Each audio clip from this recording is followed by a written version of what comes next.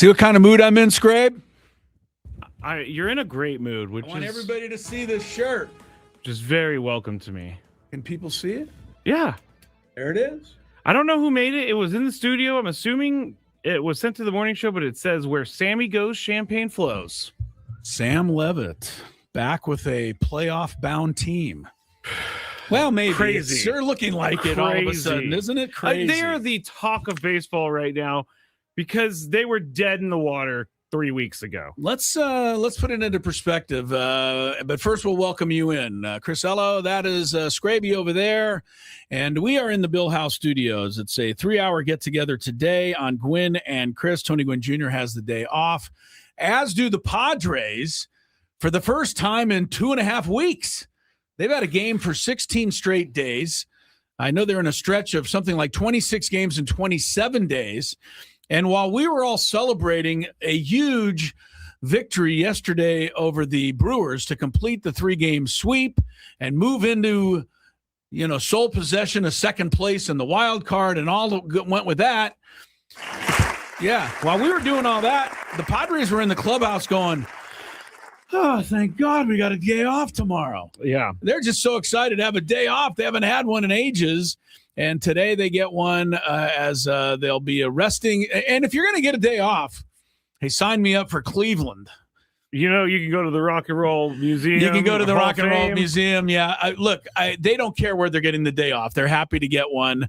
They will be back in action, of course, starting a series with the Guards tomorrow, but all is wonderful in Padre land. And just to add to that, by the way, earlier today, one of the day games, the Pirates crushed the Marlins today, 13-1. I noticed that. So that drops the Marlins another half game back in the race for those final two play. Yeah, I take it all. Later, I think the Phillies play today in the Field of Dreams game. Oh, it's on Netflix too. Oh goodness! We're gonna have to fire up. Does that mean Netflix? We don't have to watch it? No, we're gonna have to fire up Netflix. Goodness. I am a sucker for these games. Why do you like them. this? It was I good. don't know. The first game was ridiculous when Kevin Costner came out of the cornfield and introduced the players who then also came out of the cornfield. They themselves had to feel ridiculous. I bet they did, and we roasted. When that happened, when Kevin Costner came walking out of the cornfield. But I am a sucker for these games. You like the Field of Dreams fun. Game. Okay. I like, maybe here's why it is. Because my dad's parents lived in Iowa, and that's where this game is. Okay, a little and Iowa we connection went to this house one time to see the field and everything. All right, so maybe connection. I got that. Field of Dreams Day. A game is later. The Phillies are in that. So we'll become Twins fans later on this afternoon.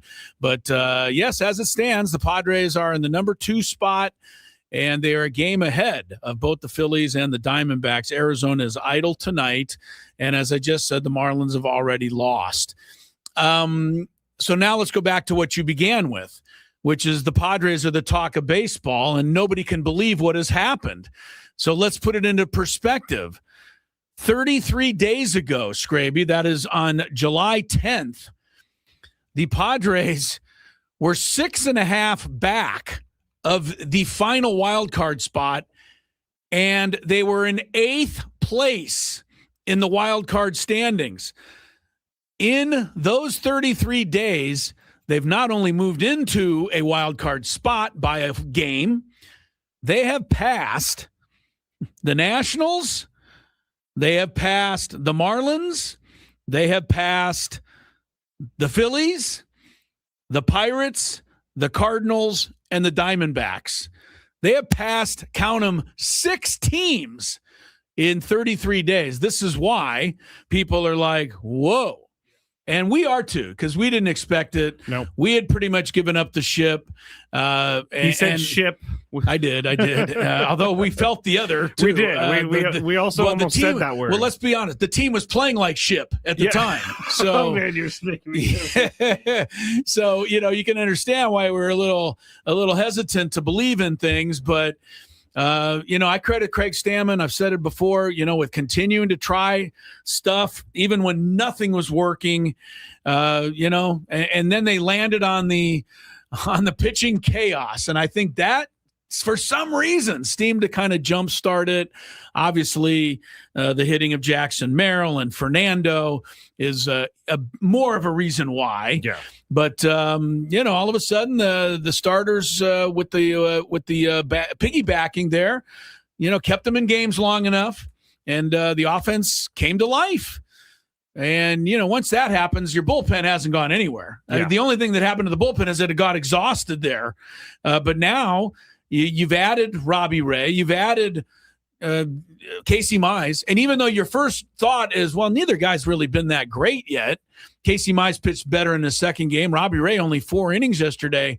But understand that with these two guys there, and you now have the solidified 5-man rotation where pretty much every starter is going to give you 5 or 6 innings.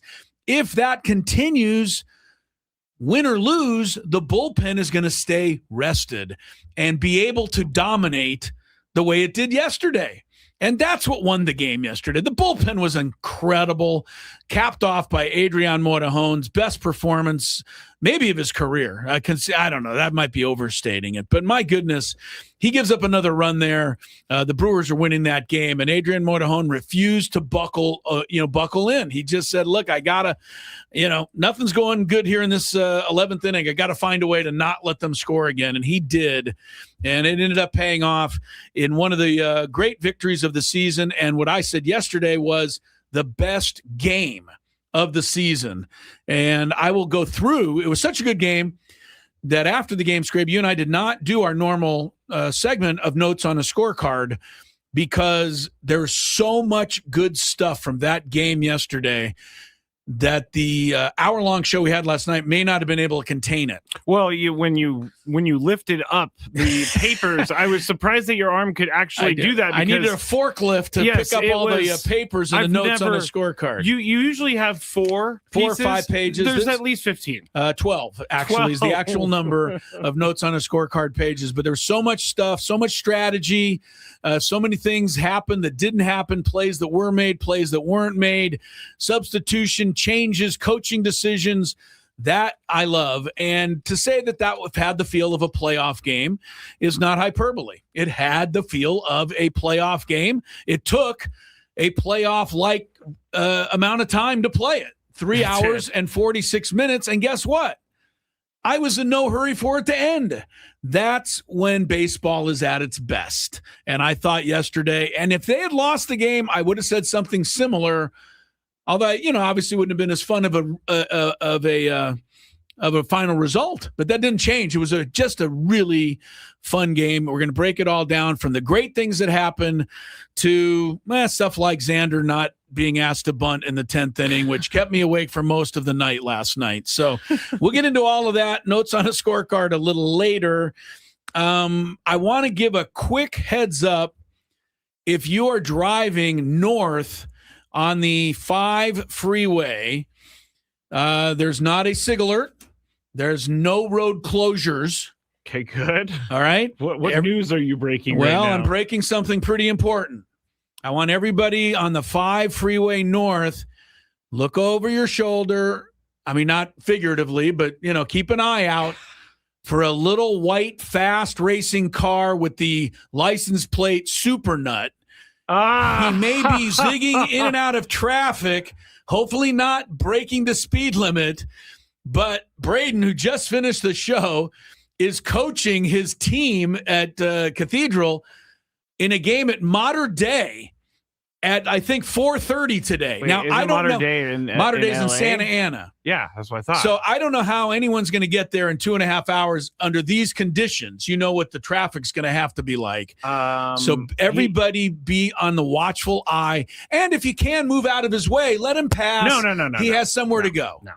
You don't want to do them a favor? Because I'm trying to help him out. We're against speeders. I don't want him to speed. I want the people to get out of his way so he doesn't have to speed.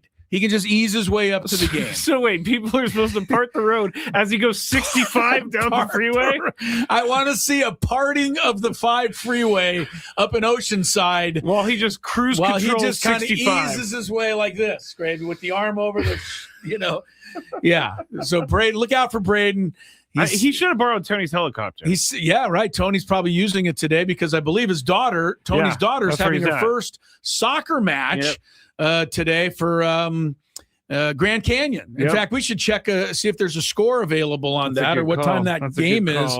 But Tony Gwynn's daughter, Michaela, is down in Phoenix. She's got her very first collegiate Division I game today. Oh, Braden just texted me. That's where Tony is. What Braden said. Does he appreciate my help? No, all he said was ETA says 346, plenty of time. 346. So he must be going 100. No kidding. I've driven the 5. And you get to Carlsbad and Oceanside, it could be an hour and a half just getting through those spots. So I wish you all the best, Braden Surprenant, but everybody wish him the best. He is the hardest working guy. We're not.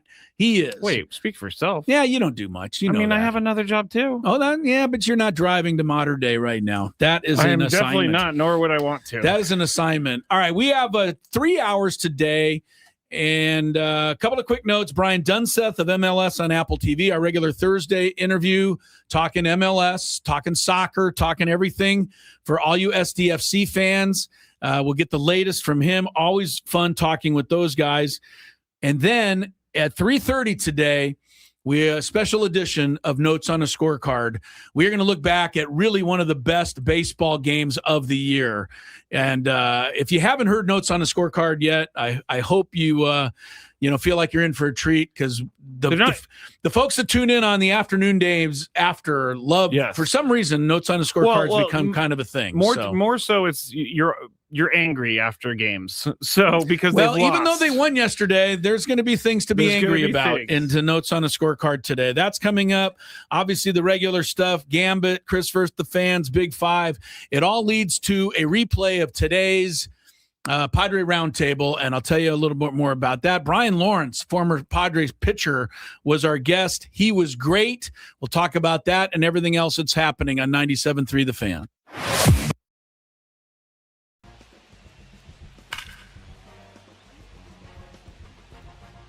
It's always nice when you start with a home run. No doubt about and 496, come on. I don't know why I swung at that. Come on, pitching coach. Get it up. That's what she said. Go. That was almost like his walk-off home run. Ooh, that one sounded good. Keep going. Oh, 511. Monster home run. I don't know if that's actually happened. Oh, go. Go, go, go. Go, go, go. Oh, wait. That one is gone. I didn't need it to go. Go. That one's gone. His third in a row. Where am I? Oh, the scoreboard disappeared. I think that's too high. Let me see. Scoreboard. That one out of here. And into the second I think I'm tied for second, and that one's going to hopefully keep me there and put me at first. Ooh, even longer. Home run. I think I maybe hit it.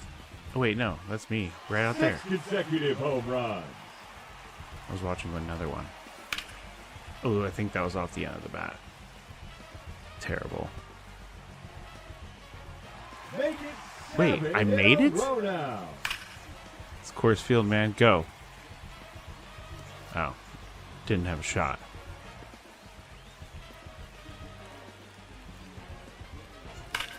Oh, I think I'm too far ahead. Nope. A home run. Another home run. Okay, what, 9? I was looking at the score thing. I think it might be a home run, though. Ooh, it was. He takes on the bleacher I'm in section. second. Ooh, that was a high pitch. Is that going to go?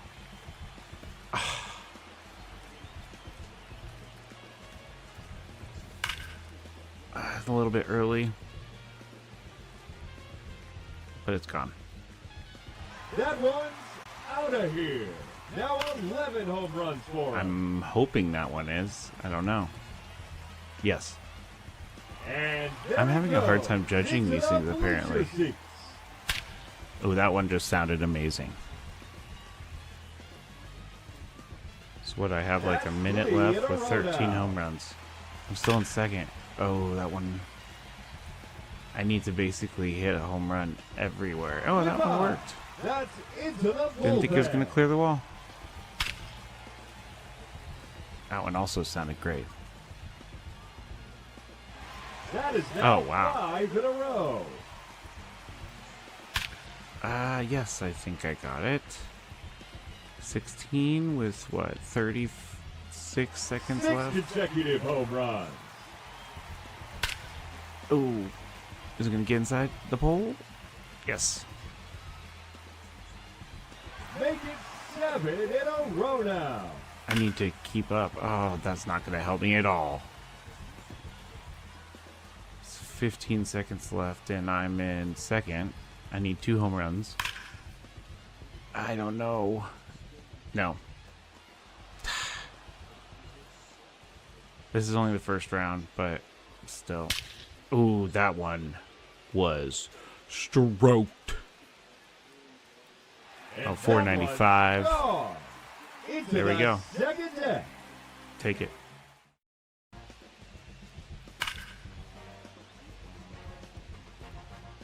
It's always nice when you start with a home run. No doubt about And that 496, come on.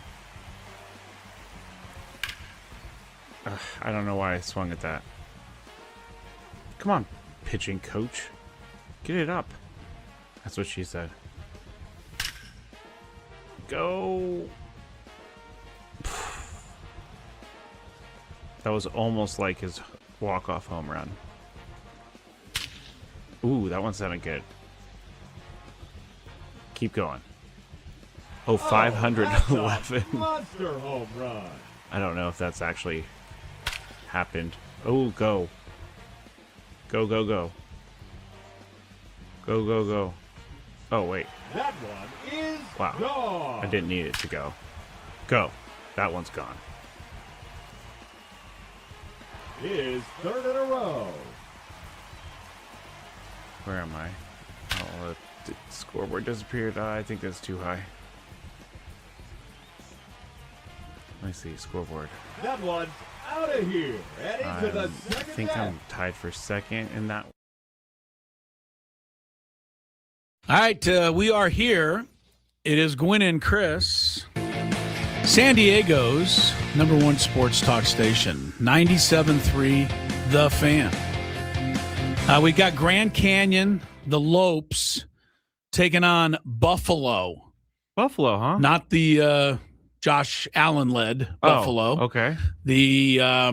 The school that I believe it was Khalil Mack played at Buffalo. He did. There was a guy also on the Chargers when I worked for Chargers Radio named Brandon Oliver. Another Buffalo. Yes. So it'll be Grand Canyon against the Buffalo Bulls. That's their nickname. Game gets underway at 7 o'clock.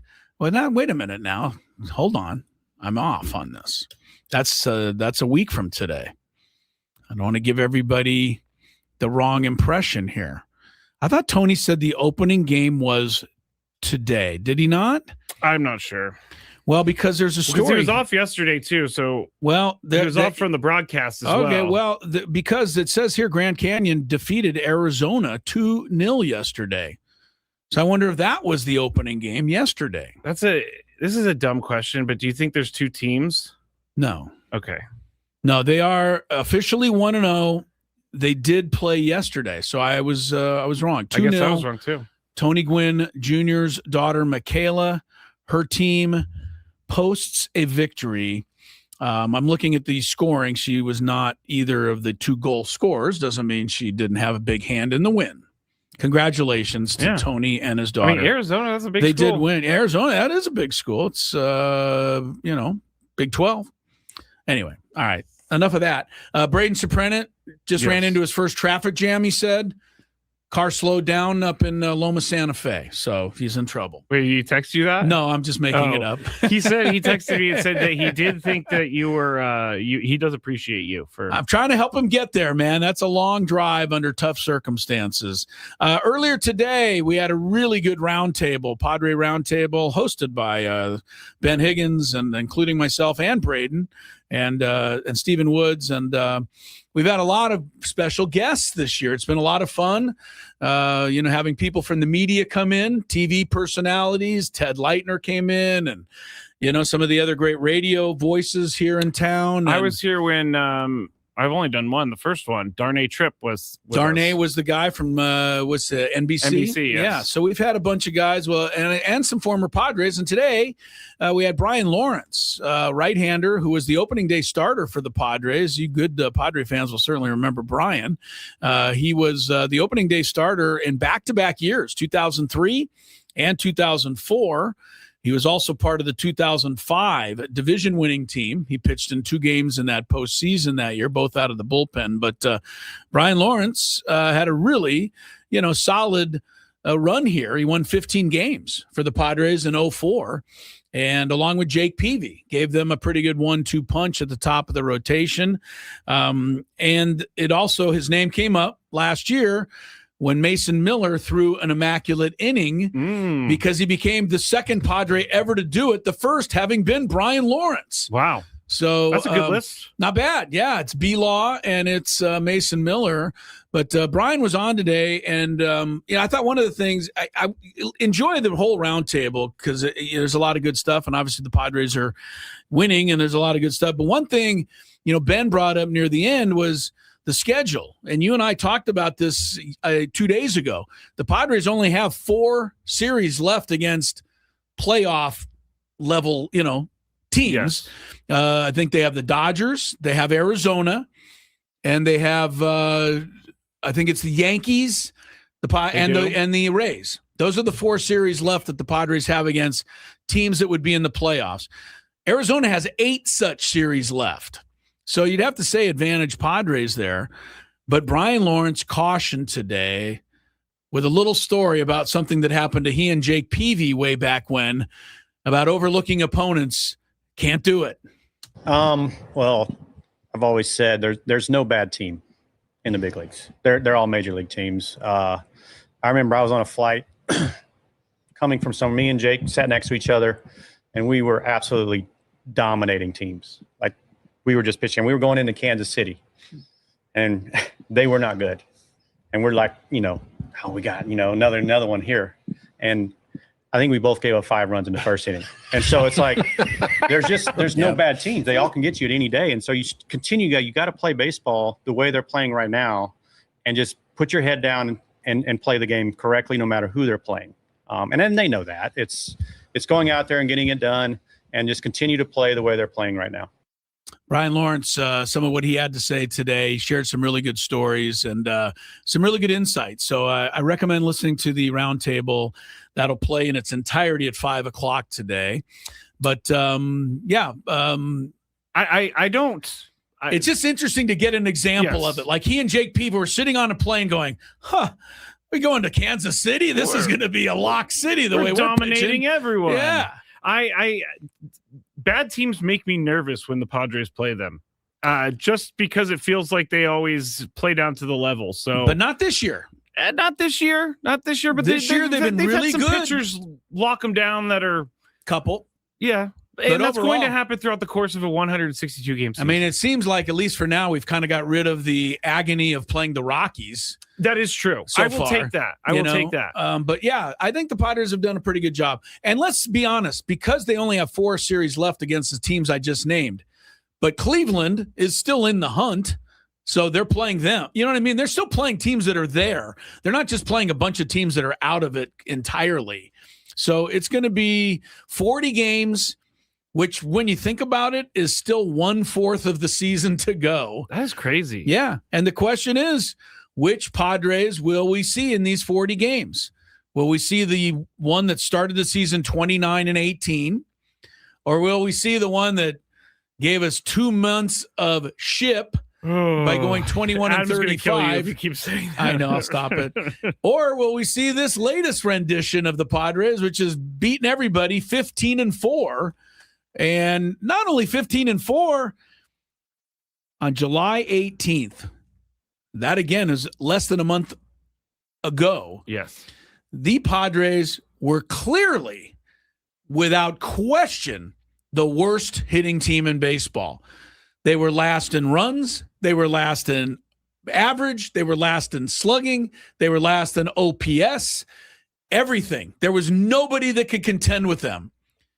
And what in the world has happened? Because since July 19th to now, they are number one in all of the categories I just named. They didn't just go from dead last to like the middle of the pack.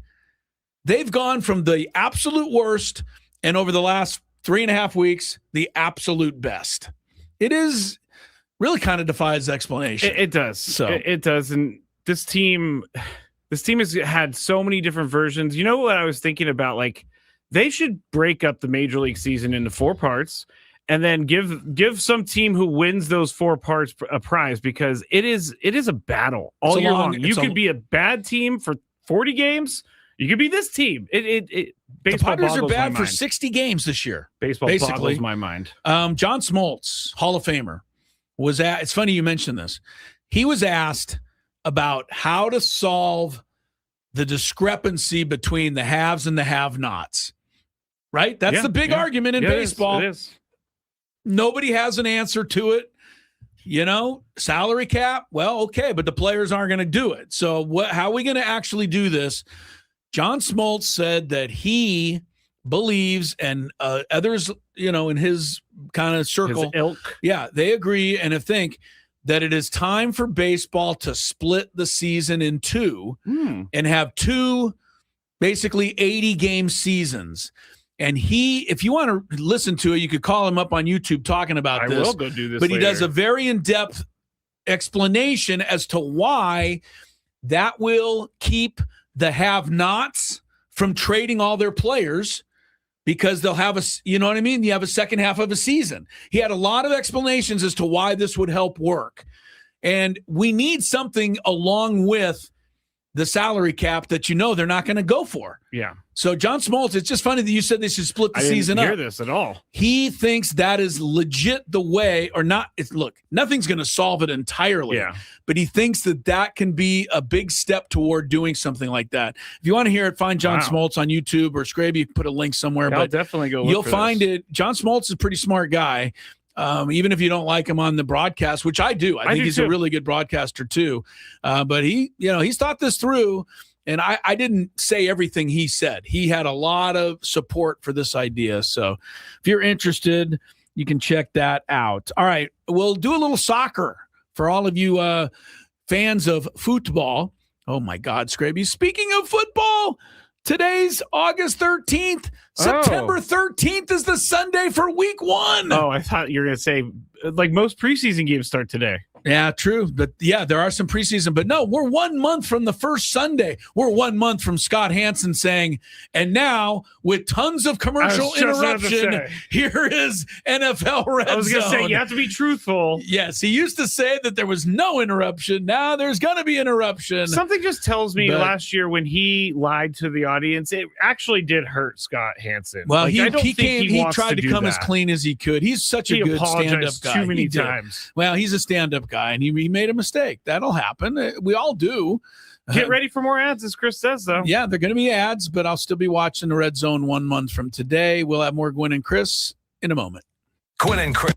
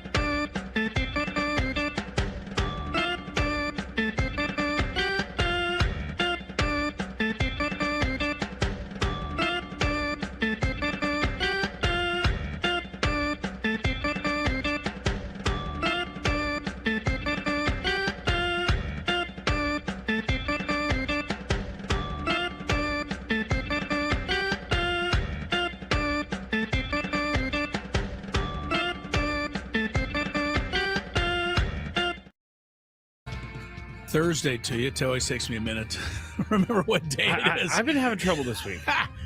I always go, Thursday, yeah. And even when I say it, I'm not always right. I miss it sometimes. Just notate, I did the round table today. It's Thursday. Yeah. All I know is that a month from today, it's week 1 of the NFL. That's all have a tunnel vision. I can't believe it's so close. I wonder if our commissioner has set up a draft yet. Don't get me started. Number one. Number I did two, that on purpose. Don't make me say something because he doesn't like when I bug him. It's not him. Doesn't He actually like it. said last time he didn't mind it. He doesn't want to be bugged. But I did talk to John Flint today over there at KSON, and he asked, he goes, "Are we having a season?" I said, "You know the routine by now. Yeah. Of course we're having This a is like season. the 6th year. Yeah, we've been doing this for 8 years. Tony will, have it ready, and you just wait. You'll get your notice. The most stressful part of the year is fantasy football draft season because no one can ever figure out a date to do it. That coming up with it, but it's much easier now because everybody just sits at somewhere on their phone and does the draft. Yeah, before when you're in person, it's way harder. Honestly, Scraby, back in the day, we had 12 people coming from halfway all over the country to San Diego to meet somewhere to have the draft in person because you couldn't do it any other way. Those are the days. Those was much more difficult to put it together. You get to go up there. I even did one time where you go up there and you get to write on the board. Wrote your own name. Yep. Yeah. We used to have 12 pieces of that huge butcher paper, that white stuff, and hang it along the walls. And when you drafted Jerry Rice or whatever, you walked up and wrote it in. A little different. Rod said we draft live at a bar, and I've done that before when I was a drinker. Worst team of my life. Didn't go too well for you. I thought it was so good though. Leaving that bar, I would not recommend drafting drunk. Well, I didn't say we can draft in a bar and not be drunk. I know that's news to you, Scraby. Not every person at a bar is drunk. That is true. Okay. Let's be clear about that. All right, I'm going to call our guy. Brian Dunseth, MLS on Apple TV. Going to be joining us here momentarily. Don't forget, special rendition in the 3 o'clock hour today. Notes on a scorecard from yesterday's, what I deemed the best game of the season.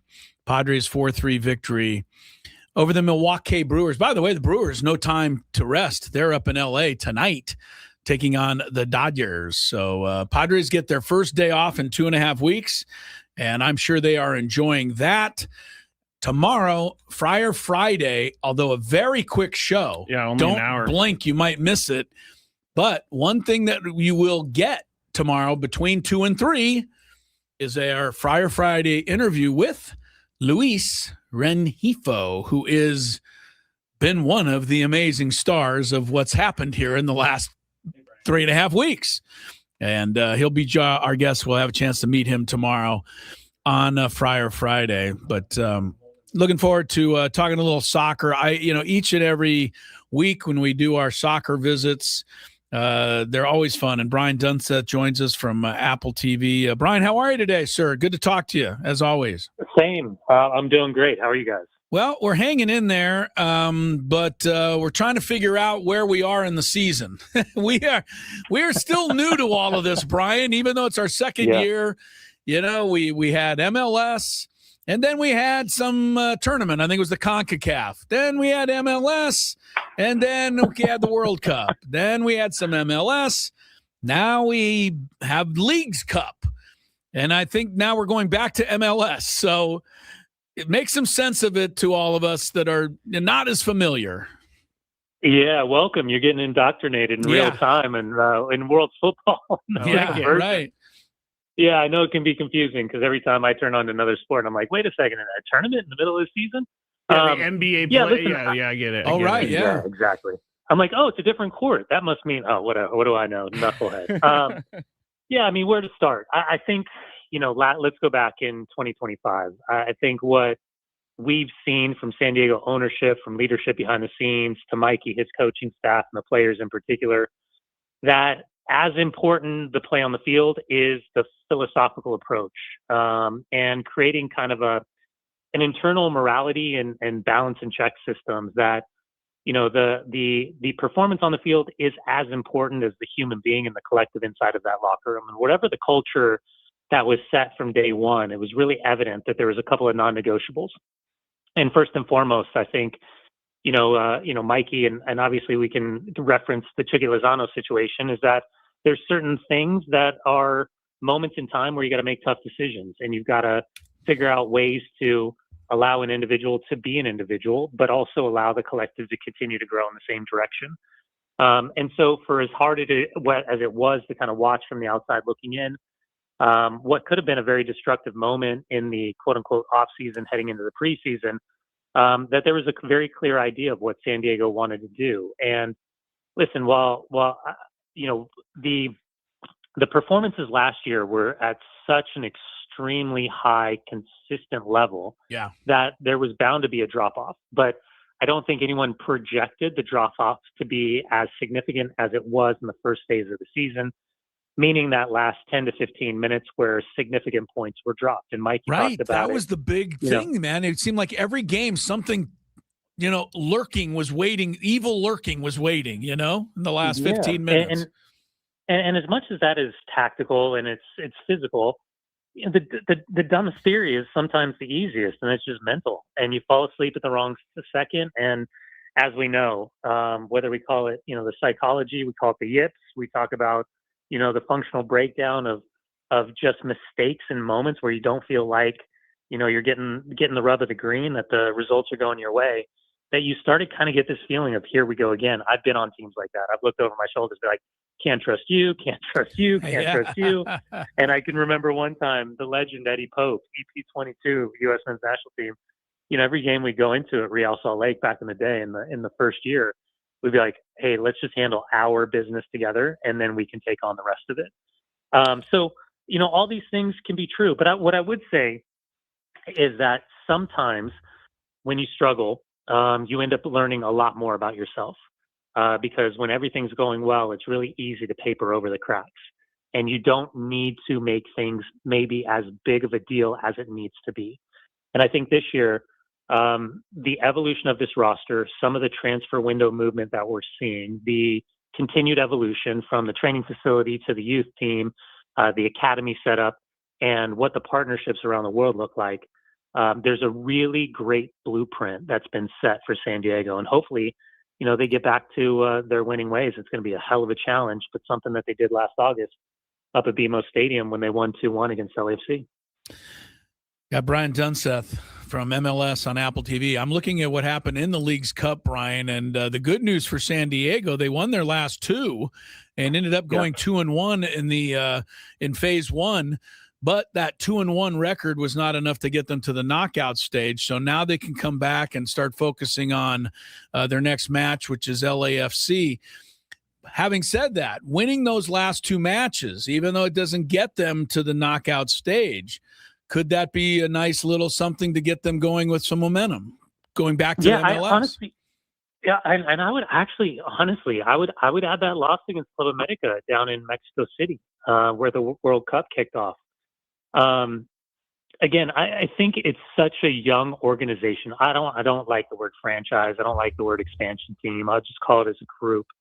I think there's moments where, we've seen them go down to Mexico, and whether that was at Toluca or at Universitario against Pumas, that I think they've already had 3, maybe 4 games down in Mexico. And it's funny, I was talking to my partner, Max Bredos, about this. There's only a couple teams in this league that allow you to kind of look in the mirror and really think and realize where you're truly at. Because, throughout the course of the season, you're going to win some games, you're going to lose some games. But I think Inter Miami and LAFC are kind of two teams when you stack up against them. It gives you an opportunity to kind of see how good you are and maybe how far off you really, truly are. And I think the same could be said of going down to Mexico and getting these opportunities because, for the lesser experienced, quote unquote, younger guys, it's always a real lesson when you go down to Mexico. I can tell you when you're breathing out places you never thought you were capable of breathing because you're at altitude, humidity, smog, all those things, chasing, you're suffering. There's a learning process that happens really, really quick. And I think through all these, and you're right, the win against Tijuana, the win last night against Puebla, there were some good things and there were some bad things. But I don't think it's lost on Mikey and this coaching staff that momentum and confidence are two really, really important things, especially with how frustrating this Western Conference can be at times. Talking to Brian Dunseth here, MLS on Apple TV on the SDCCU fan hotline. It's not big bank banking. It's better. And I was impressed once they started playing last year with the physicality of soccer. And then the World Cup, was very physical. The MLS gives out a lot of yellow cards. So I was just wondering, it was the physicality of MLS, like, from league to league, are they all the same, or are there different levels of, that physicality, if I'm going to use that word for the third time? Yeah, no, I think you're right, but I do think there's different versions of the game, and I think that's one of the biggest beauties about Major League Soccer, because you'll get guys from Africa, you'll get guys from South America, you'll get guys from Europe, you'll get guys from the college game, the homegrown process, and they all come with a different version of the background, and it could be everything that we talk about in the United States, the heat and humidity in the South, the altitude of Salt Lake or Denver, playing on the artificial surface, playing in grass over your ankles at times in other countries, playing on, we call it bumpy pitches, really dirt fields. When you walk, I can tell you, you'll have a different feeling when you walk out of a locker room, say in Honduras at 2:00 in the afternoon, and there's guys with Uzis surrounding the track. And yeah, that would get your attention. Yeah. And hey, you're like, Dunseth, you going to score a goal today? Probably not, sir. Probably not. Yeah, well, and I can tell you from being at the Olympics in 2000, we were going in the bronze medal match, and the Chilean fans were outside of our hotel lighting off fireworks and singing all night long. So I like to refer to it lovingly as the dark arts, the manipulation of the game. And yeah, listen, I think it's also kind of the cultural standpoint. We can go deep into all this, but yeah, I mean, there's different, this version of refereeing, the refereeing that we saw at the World Cup is just a little bit different than the refereeing we see in the Premier League, different than we see in the Champions League, different than we see in Major League Soccer. The idea of what is or isn't a handball that leads to a penalty is drastically different on Saturdays and Sundays versus, the Tuesdays and Wednesdays of Champions League.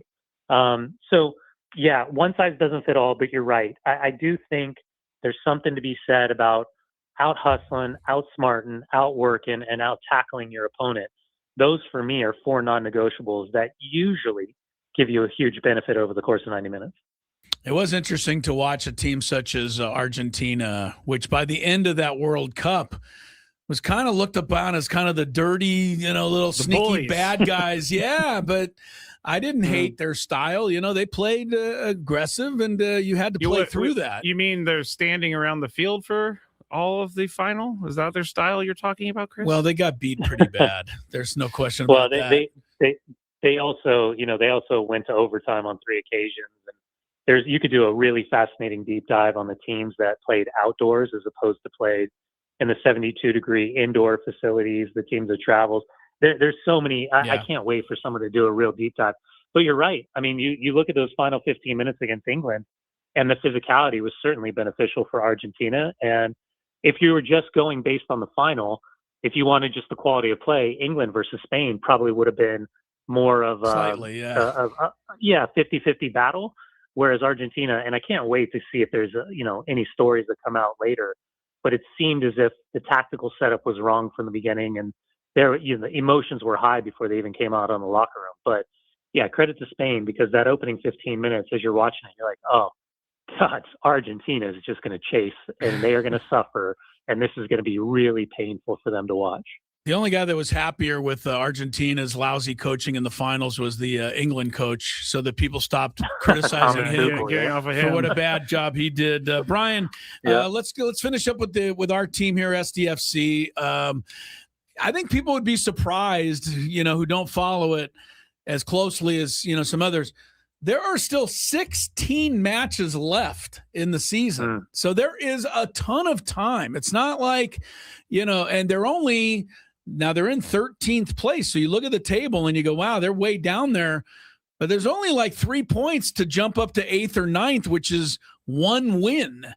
So, what do you think? I mean, should we hope, to expect? And I also, real quick before you can go, can you touch on the Galaxy coming here on the 29th with Irving Lozano potentially playing against us here? Yeah, I would say here's the thing about the Western Conference. You put together 2 or 3 wins in a row, and your positioning drastically changes. And to your point, Yeah. San Diego on 21 points. I believe Dallas and Salt Lake are both on 27, and they're in 5th and 6th position, if my memory serves me correctly. Right. But then again, I went to Cal State Fullerton. I never declared a major. We so respect I'm the Titans unreliable. around here, Brian. Tuffy the Titan, baby. Tuffy the Titan. Yeah. No, listen, I think what you're looking at is an upcoming schedule that becomes, really beneficial in a lot of ways, and at the same time, very challenging. And I think, to your point, the idea of momentum, it's a fickle conversation. But away against LAFC, away against Portland on the artificial surface, then you're home against Colorado, and then I'll tie into Chucky. I have been traded at times where I wanted to be traded when I was a player, and I got traded at times where it was a complete shock to the system and a slap in the face. What I've been impressed with is for San Diego, whether it's Tyler Heaps or it's Mikey Veras or anybody associated with leadership, it was very clear that while this seems a very personal issue between Chucky and Mikey and everything that transpired down in Houston, the reality is that a player under contract is still due the money that he's under contract for.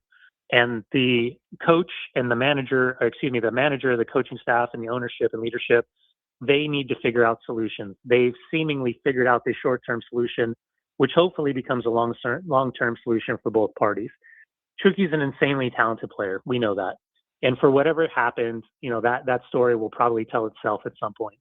But in the meantime, I'm happy for the player that after missing out on an opportunity to go to a World Cup, he gets a chance to be back on the field and competing at the highest level.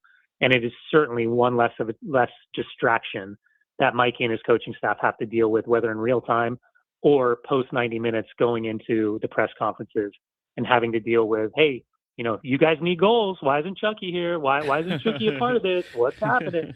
And that became incredibly uncomfortable. But from a player standpoint, oh man, it's not nerves. It's anger, it's anticipation, and it is a functionality of going out and trying to embarrass the person that you feel has done you dirty. If you're a San Diego fan, you're going to be super interested to see how that performance, not for the Galaxy per se, and I know you're still battling from Southern California. I'm from the 909. I'm from Upland. I get the battles between San Diego sports and LA sports. But this is going to be really fascinating because it is that personal. So within the dynamics of the game itself and the individual, I'm fascinated to see the emotions that come along with that. Yeah, definitely circle the 29th, August 29th on the calendar. And I know SDFC fans have, and I'm sure the Galaxy will be here, and so will MLS on Apple TV. Brian Dunseth, thanks so much as always. Look forward to catching up with you soon. I appreciate you guys. Have a good one. Very good. Brian Dunseth, they're all so good on MLS. We appreciate them. And I become so much better on soccer just talking to these guys, Scraby. I give them all the credit. But I'm looking at the standings, or the table, as it were. The table, yes. And it is true that SDFC is in 13th place. Not great. However, if you believe at all in the goal differential statistic. Oh, I do. I do. Well, a lot of people do, because they think it kind of it gives an idea of, there's the way games go. SDFC is a +3 in goal differential. That is better than any of the 6 teams above them in the standings. Wow. So their goal differential suggests that maybe it's time to start winning some of these close games and move on up. I'll give you a comparison. Last place, Sporting Kansas City, they're a -28. So there's a difference there. There's definitely a difference. Sure. So I still have hope that SDFC can battle back. One thing I do know season is that the MLS season is very long. Can you believe there's 16 matches left? I can't. I thought there'd be like 3 or 4 and then it's all over. They play longer than the baseball season. Well, the first MLS match this year, because they've had so many games in and out of all these other, tournaments. Saturday, February 21st. That was the first match this year. Well before That's like when pitchers and catchers are reporting. The last match is scheduled for Saturday, November 7th. That's crazy. February That's a to long November. season. That is a long season. And then they're back at it in like December. 2 hours left in this show, which is not nearly that long. Gwynn and Chris continues.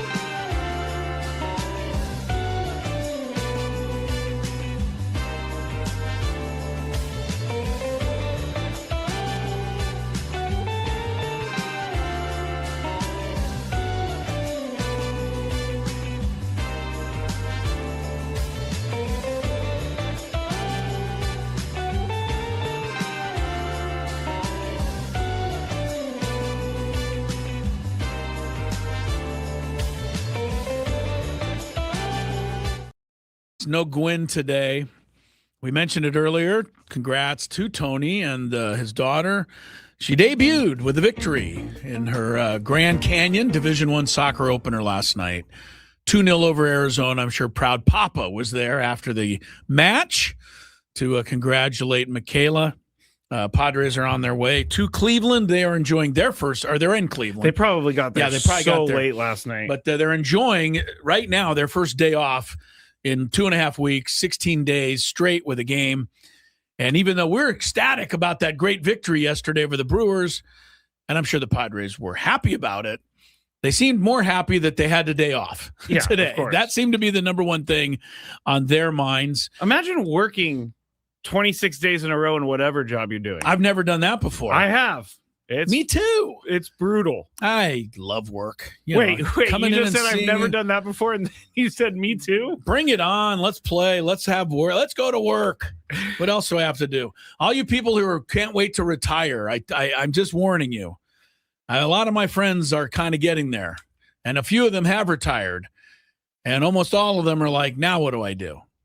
It sounds good. I mean, but you still have to come up with something to do. It does sound good, and I understand you got to come up with something to do, but like, don't you have all of your life to figure that out? Like what you want to do after you retire? Yeah. Yes, but what is available to you other than golf? What else is out there? You know what I would probably do? I would learn. I would learn to do something. I would learn to underwater basket weave or something. I would like to see that.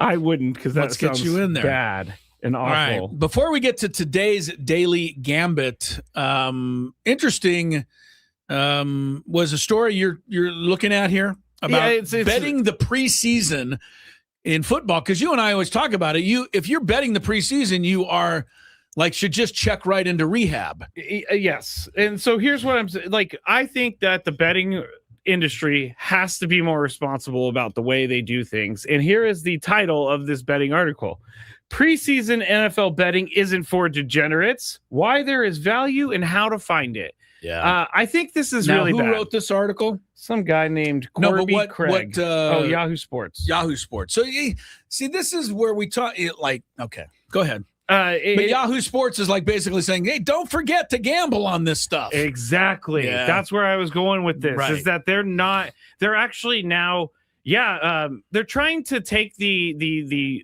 look as, let me start this over. They're trying to take the betting on preseason and degenerate look, and they're trying to change it around. They're trying to say it's okay to bet on preseason football. It's all good. You can make money. Here's how we could do it. This is wrong. They should. You honestly, they shouldn't be doing this. You might as well just bet on, what car in what lane is going to get to the red light. I mean, there's no way to know. There is no way to know. The Buffalo Bills are saying, well, we're going to play our starters tonight or tomorrow in their first game because it's the new stadium. They want them all in there. So now, because of that, I'm sure Buffalo will be favored or whatever. I don't even know they're playing, but you don't know what that means. Josh Allen may just hand off one time and go sit down. Yeah, they're saying. How can you bet on something you don't even know what you're betting on? The article is saying you bet on the coach, not the team. And it's basically telling you, there's no way to predict this, but here are some ways that you can possibly win. And I just didn't like this. I thought it was wrong. I wouldn't even bother with that article. I will say that John Harbaugh, now that I just dismissed the whole thing, maybe you should bet on the Giants if you must, because John Harbaugh was the guy who won 20 preseason games in a row with the Ravens. He did, or 24, a 24 in a row. Now he's with the Giants. All right. I don't think the Giants. I just went against my very own advice by giving you advice. Let's go to the Daily Gambit, which we at least handle responsibly. Yes, we do. Do you like money? I think about money a lot. Do you like money without doing anything? Winning. Do you want to make money while watching sports? I think Washington is immortal luck. Washington! Woohoo! If you answered yes, this is your segment. Just don't blame us when you lose. Nothing is ever your fault. It's your game. Take it. Gwynn and Chris go through the top bets of the day in the Daily Gambit on 97.3 The Fan. Daily Gambit is our daily sports betting segment here on Gwynn and Chris please, everybody, gamble responsibly. We mean it. We really, really mean it. Yeah, I've come to finally, look, because I just try to dismiss it entirely, but I do understand that people like it, and it can be a good form of entertainment and relaxing or whatever it might be. So I've kind of changed my tune to at least say only gamble money that you are setting aside for that entertainment.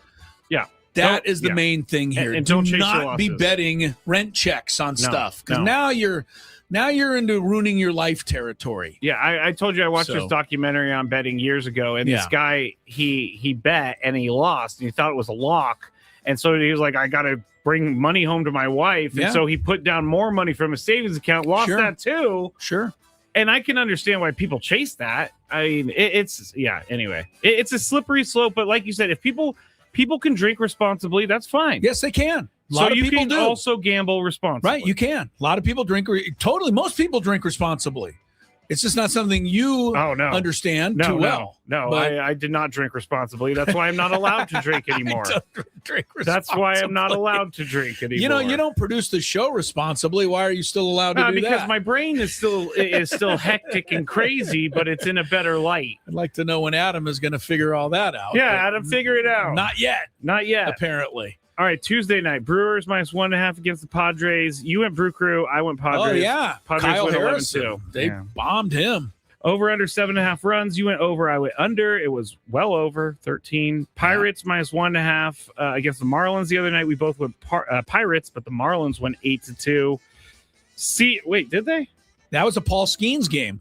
And we should mention that Paul Skeens got taken out after 5 innings and 65 pitches in that game.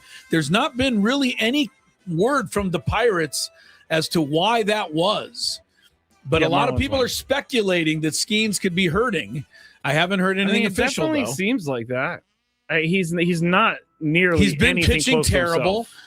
and his velocity was down as well. His velocity has been down this year 2 or 3 miles an hour. It will be. That is something I'm surprised. We dig, right? Reporters have to know everything, right? We have to find out, what Kyle Shanahan had for breakfast before he went driving that day. But we're not digging into why Paul Skeens was taken out of that game the other night. It's the Pirates. The Pirates media. Still Paul Skeens. I would think that would be of importance to people. I would too. I would feel like some reporter would want to break the news that Paul Skeens is injured or dealing with something. Yeah, nothing yet. Who had more strikeouts, Dylan Cease -1 or Paul Skeens? We both went Cease. Cease had 7 minus that one is 6. Skeens only had 4, so we win. It's not working. Christopher for Skeens. Sanchez over under 6 1/3. You went under. I went over. Guy went 6. 6. So you win that Winner. one. Runs plus hits plus RBIs. Who had more? PCA, or as we called him that day, CJA. CJ Abrams. We both chose CJ Abrams. PCA had a homer, so he had a run, a hit, and an RBI for 3. Yeah. CJ Abrams though drove in 2. 2 + 1 + 1 = 4. CJA the win. Yes, and then I never got. I saw PCA last night, and this I shouldn't mind, but since I don't like the guy, I just kind of unfairly treat him. But they were ahead 12-5 in the 9th inning, and he came up with 2 outs, and he grounded out to end the inning. His team is up by 7 runs in the 9th inning. The look on his face, though, was one of utter hatred for the sport of baseball. Do you know what I mean? Yeah, I do. I mean, okay, but you're up 7. Try to at least make it look like the winning of the game matters to you a little. Yeah. But I also get the other side of it. He's a competitor. And to me, he needs to rein some of it in. Yeah, there is a time to be a little bit looser on the field. All right. Final one, Indiana Fever -3.5 against the Liberty. We both chose Liberty. Liberty won, Indiana won. Indiana won 106-92. That was the game that the Indiana coach before the game, Stephanie White, went off the rails.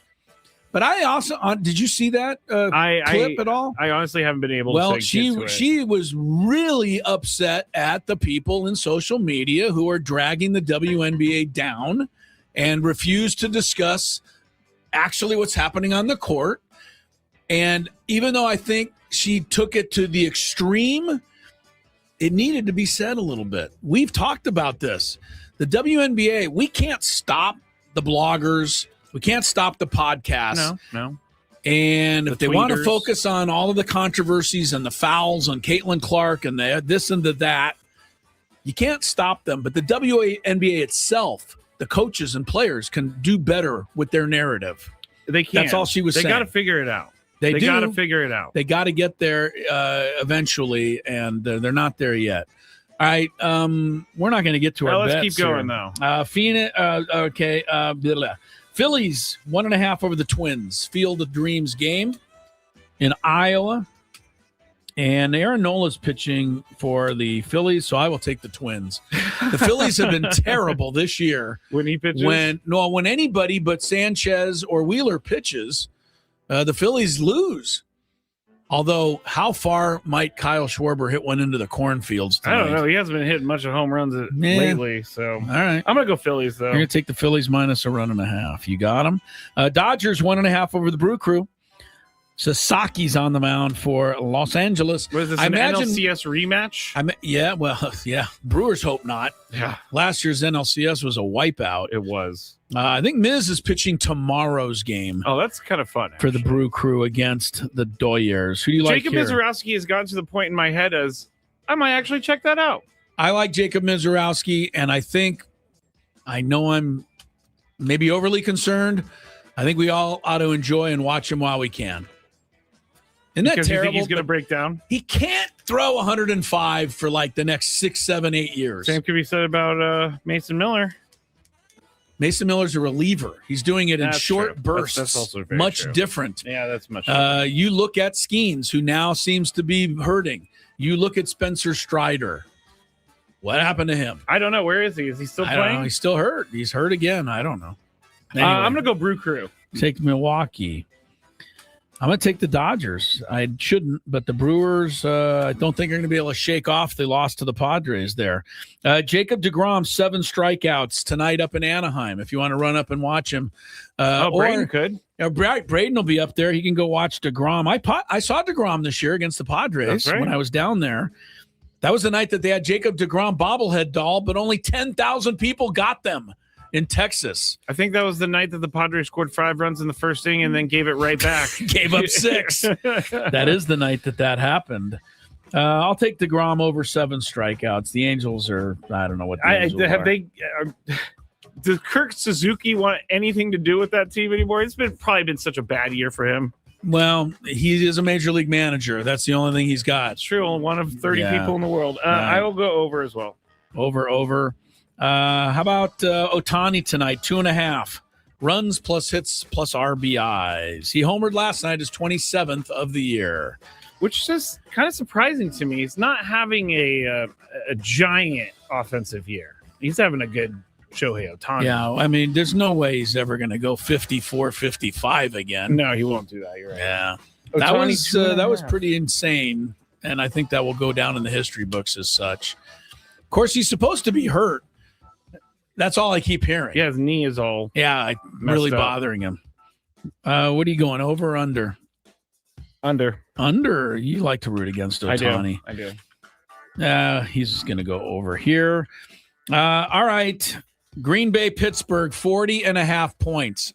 Again, I think after we just talked about betting on the you can at least bet on total points. I'm not going to go the spread. All right, total points. Packers, 40? Packers and Steelers, 40.5 point. Now, the funny thing is everyone's billing this as Aaron Rodgers against his former team. Can we stop? Really? Like, is it really that? He's been gone for a long time. But even that, he's not going to even play tonight. He's not playing against his team. I think he needs a win against the Packers, though, to say that he's beat like most teams. Okay, so in if the Steelers win, then Aaron Rodgers gets the last laugh. I mean, it's a preseason game. No.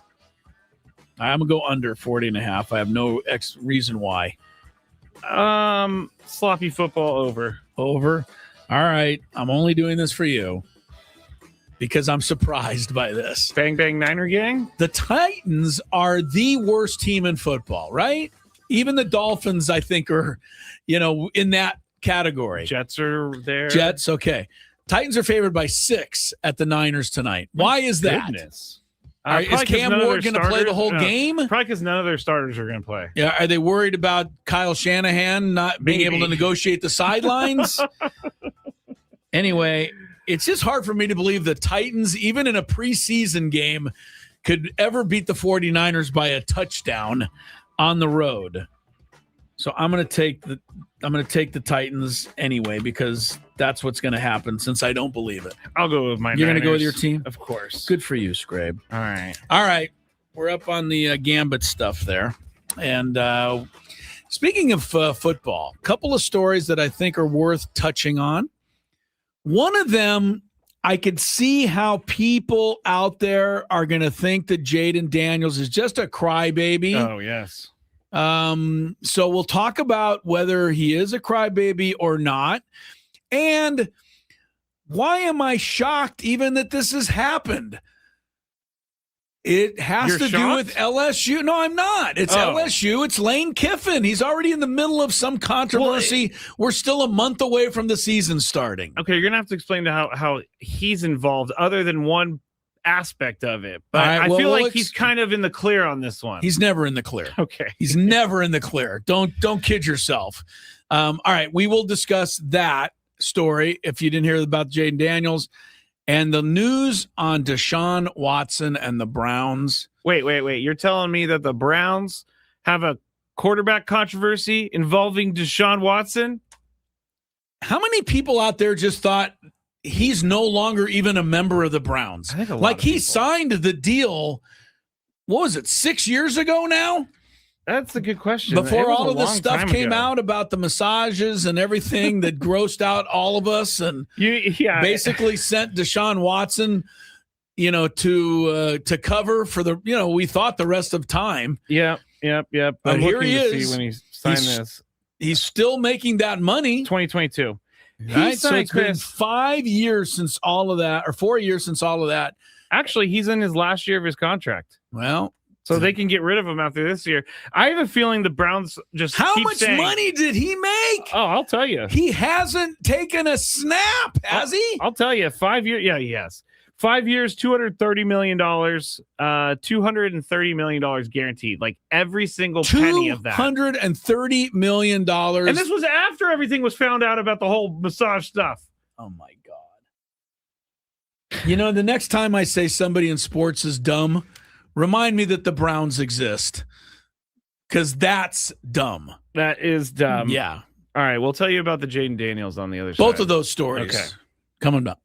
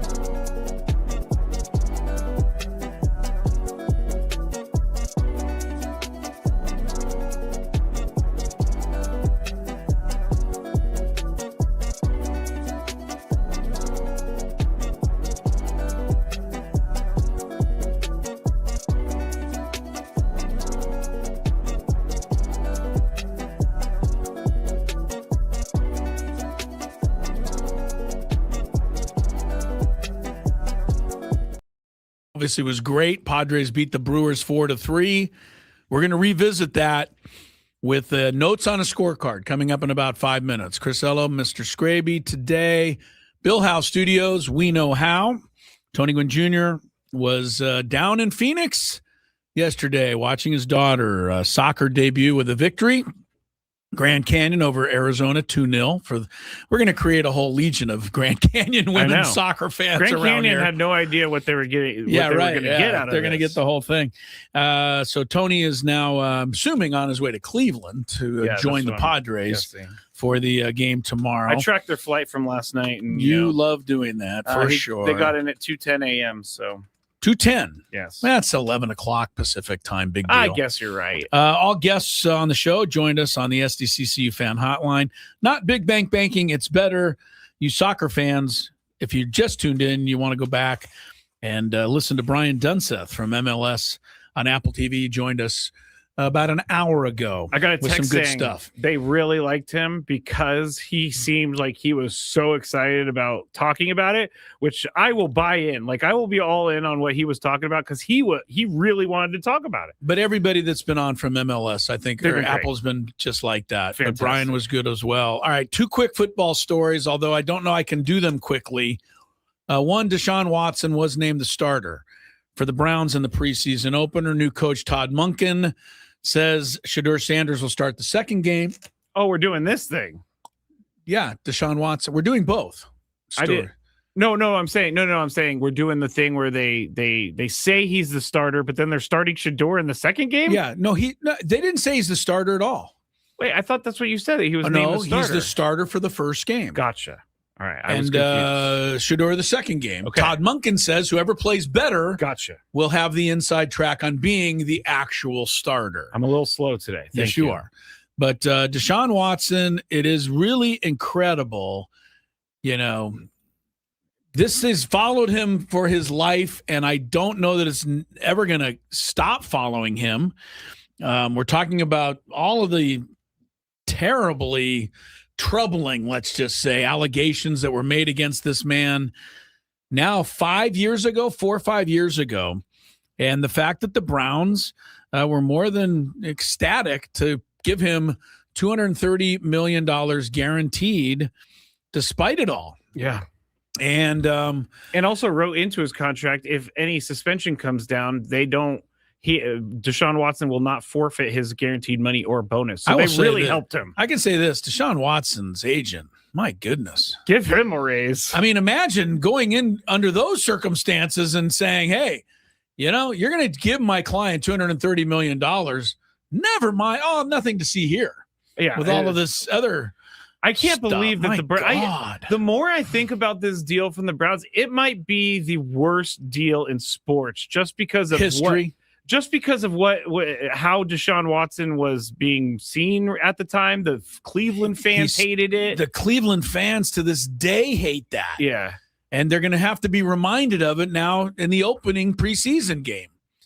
I'm surprised here. I didn't even know this. Deshaun Watson actually has played 19 games for the Browns. Yeah, he did. I didn't know he played that many. No, I thought he played 0. I believe he tore an Achilles one year. Well, it's been anyway. The Browns gotten what they deserve for bringing him in. Browns are the Browns. I've said this a million times, unless I guess you're talking about a Jordan or somebody, and there's a few guys like it, but you don't have to take guys that are problem people. There are other really good players that aren't that way. Agree. So look around. You'll find them.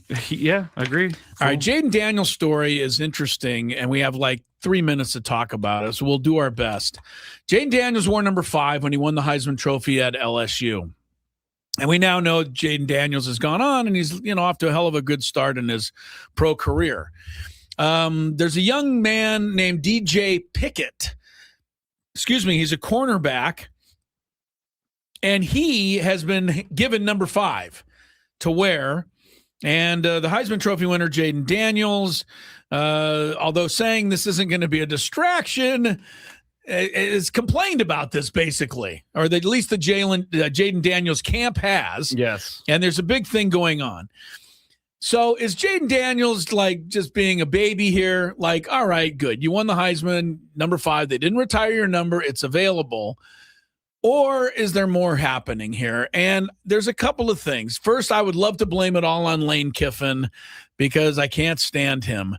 But in this case, I'm giving Lane Kiffin an excuse. Okay. He says that former coach Brian Kelly. Oh, so he passed the buck. Well, he says that Brian Kelly promised Pickett, the young cornerback, that if he came to LSU, he could wear number 5. So it's Brian Kelly who promised it. Lane Kiffin's like, there's not much I can do. It was promised to him. Here's the thing, though. Before you say Jaden Daniels is being a baby, Pickett says he's a sophomore by then now. Pickett is. Okay. He says, I've worn this number my whole life since I was 4 years old. It's the number I was promised by LSU. That is all true. But here's what else is true. He wore number 3 last year as a freshman. What happened there? Yeah, why make the big deal now? Yeah. That's kind of where I'm having a little issue here. I do have an issue with that. He apparently was able to play okay wearing number 3 last year. He was a freshman All-American. But now, well, I've worn number 5 my whole life. Well, no, you haven't. You wore number 3 last year. That is true. I didn't know that part of the story. There's so many little ins and outs here. I will still say, if I'm Lane Kiffin, walk in, sit down with Pickett. I mean, his dad's involved, and we're not changing our number, and we're this. I mean, the Pickett is dad. You know, like Pickett, because of the NIL, is a corporation, I'm sure. He's making more money than Lane Kiffin, maybe.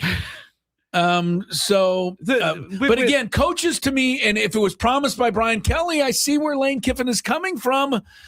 But I would like to try to just negotiate something out here. Can we go back and just see and have more respect for Jaden Daniels, who brought me a Heisman Trophy and a lot of positive nature to this school. I get it. They did not win a national championship. No, they lost like 4 games the year he played for LSU. Right? Does he even deserve to have his number retired? That's another way. But let me ask you this. Kawhi Leonard's number is now retired, but it wasn't for a while. He didn't win a national championship, but he did put San Diego State basketball on the map. He did. I would have felt some type of way. I think anybody would have if some kid came in, and this was a different time because the kids didn't have the same NIL. But if some kid came in and told Fisher, hey, I'll play here, but I'm wearing number 15. Like, no, you're not. And I've always worn it. And I'm like, no, that was represented by somebody bigger than you. Yeah, I get that. I get that that's where the story is. I don't know.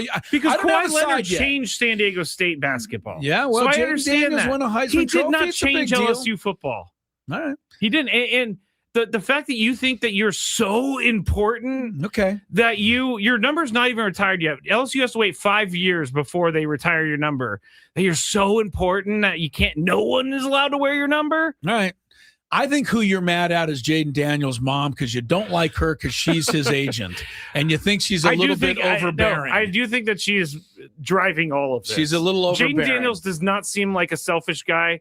I feel like she's driving this. But here's a picture of DJ Pickett last year wearing number 3. So this whole quote, I've worn it my whole life. I can't get out of bed unless I'm wearing number 5 is just a crock because he wore number 3 last year just fine. That is funny. That is really funny. Did he think that no one was going to go check what he wore? Lane Kiffin is kind of funny on this one. Lane's like, man, I got more problems than, I know what to do with. I don't even need this one. This was the old coach. But it's still Lane Kiffin in the middle of a hullabaloo, So. Well, David's saying on the chat too that what is his Heisman not important? Not really. Sorry. I agree with the chat. But I think bringing a Heisman. Said the Heisman for years is a nothing trophy. Well, the trophy may not be, but the allure of the Heisman does bring eyeballs and prestige to your university. Who won the Heisman I last believe. year? Mendoza, Indiana. Dang it! You got me. That's about the only one I was could going have to say got. the year before that. Don't ask me because I can't go back that far. I am not saying you have to remember who won, but the Heisman Trophy is not the same award. I'm going to say it's an interesting story. There's a lot of different sides you can be on, and you could actually be on more than one side in this story. We'll see. I think what's going to end up happening, though, Pickett's going to wear number 5 because the NIL thing, he and his father will just say, well, we're taking our talents elsewhere. The kids have more power than the teams now. It's insane, but it's true. Yeah. All right. Notes on a scorecard. Everybody's waiting. From a great baseball game yesterday. We got it next. Ben and Wood.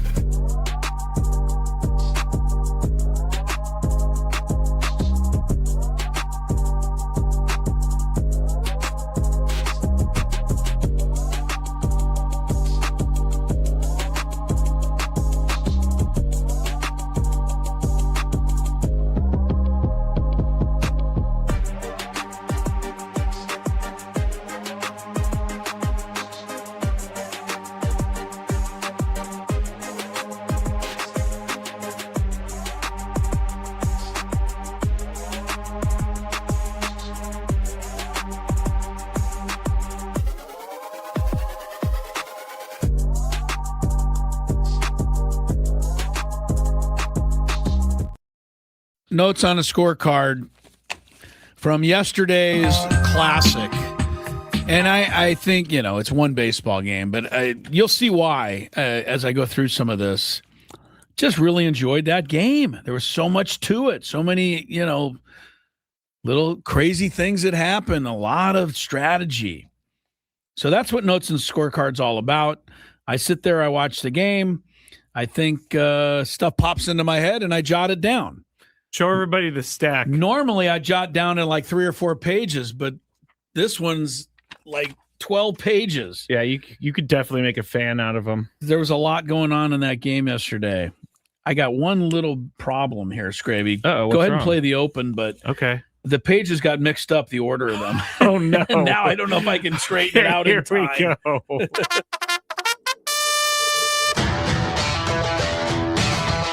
What did Chris like? What does Chris want to clean up? Observations written on a grocery list.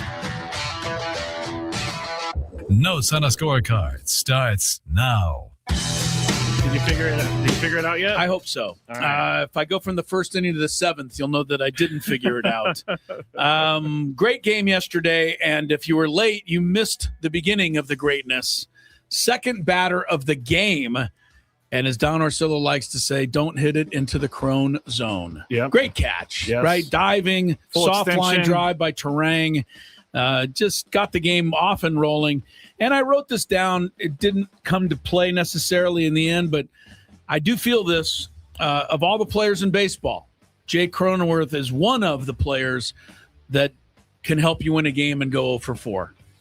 And there are not a lot of guys that you can say that about. Yeah, he can. And definitely. that is part of his value to this team. Bottom of the first inning, Rengifo leads off with a hit. It was an infield hit, but that equaled the number that Dustin May gave the Padres the last game when he shut them out on a one-hitter. I don't know if you remember the play, but Rengifo hit it over into the hole. Joey Ortiz, the third baseman, caught it, spun around, and he's no Manny Machado because he threw the ball 25 feet wide of the base. It wasn't even close. Not even close. As I wrote down here, he was lucky to keep that throw in the ballpark. It could have hit a parked car. Yeah, it was so far off. That was a funny throw. Yeah. All right. Sorry, I have to do this, and if you follow notes on the scorecard, you'll recognize it. But the inning ended on a 6-4-3 double play ground ball by Manny Machado, who wasn't even in the picture on TV running up the first base line. I thought about that so when many the throw times was last made. night. And and look, I can't win because you guys say Manny shouldn't run, but it drives me crazy. What can I tell you? At least he could have been in the picture. Top of the second inning. That's the funniest part to me. I assumed that he had already made it. Right. If you can find the beginning of that game, watch the ground ball. The shortstop gets it. He throws to second. Second baseman throws to first. And as the camera pans over, like, where's Manny? He's not even there. I know. And then there he is. He's on the bottom of the screen. Unbelievable. All right. It's just one I'm going to have to accept.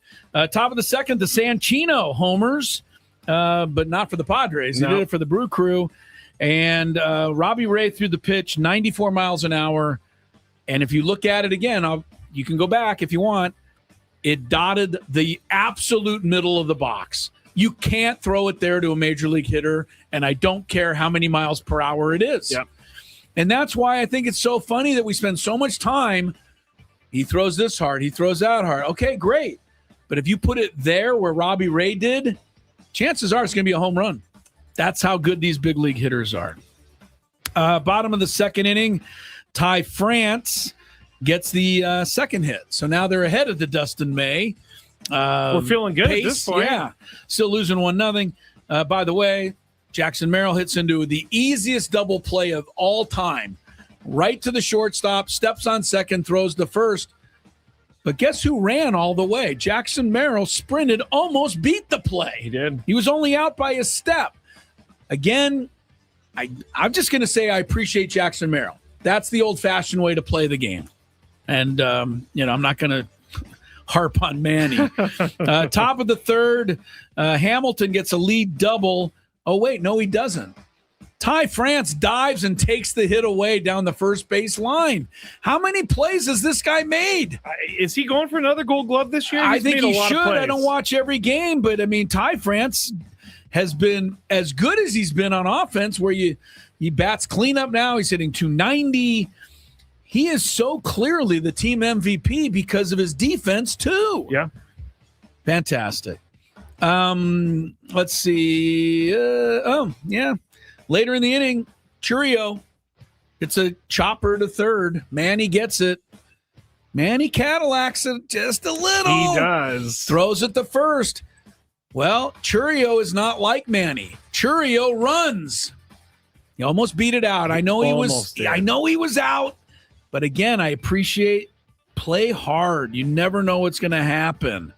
Later in that inning, Terang got a 2-out RBI single, 2-0. Merrill overran the ball. Terang ended up on third base. Remember that? I do. Yeah. Sorry. Manny would have barely made it to second because he would have been jogging to first. And I know it's different, and I'm going to stop it. That's it. I still love you, Manny, but I wish you ran to first base. Bottom of the third, the Western Metal Supply Company building, along with everything else, is where hanging curveballs go to die.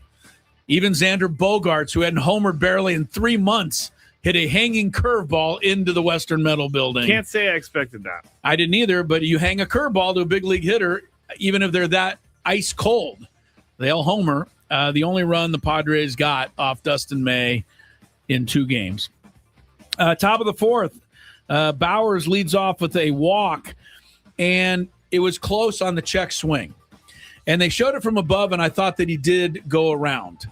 Mark Grant said a really cool quote here. He said, the problem is there's no definition in the rule book about what is a check swing.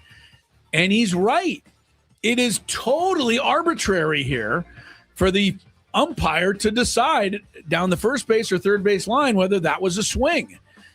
And I don't know if you can fix it, but it reminds me of the NFL, where we don't know where to place the football in a pile. We just put it somewhere. We just hope we got it right. There's no definition of actually where the ball goes. I know this is a different version of it. In the NFL, it's far more important because games can be decided on where the ball's placed. Check swing is pretty darn important. But the check swing can be important too. You're right. It ended the Giants' season in the playoffs years ago against the Dodgers. Yeah.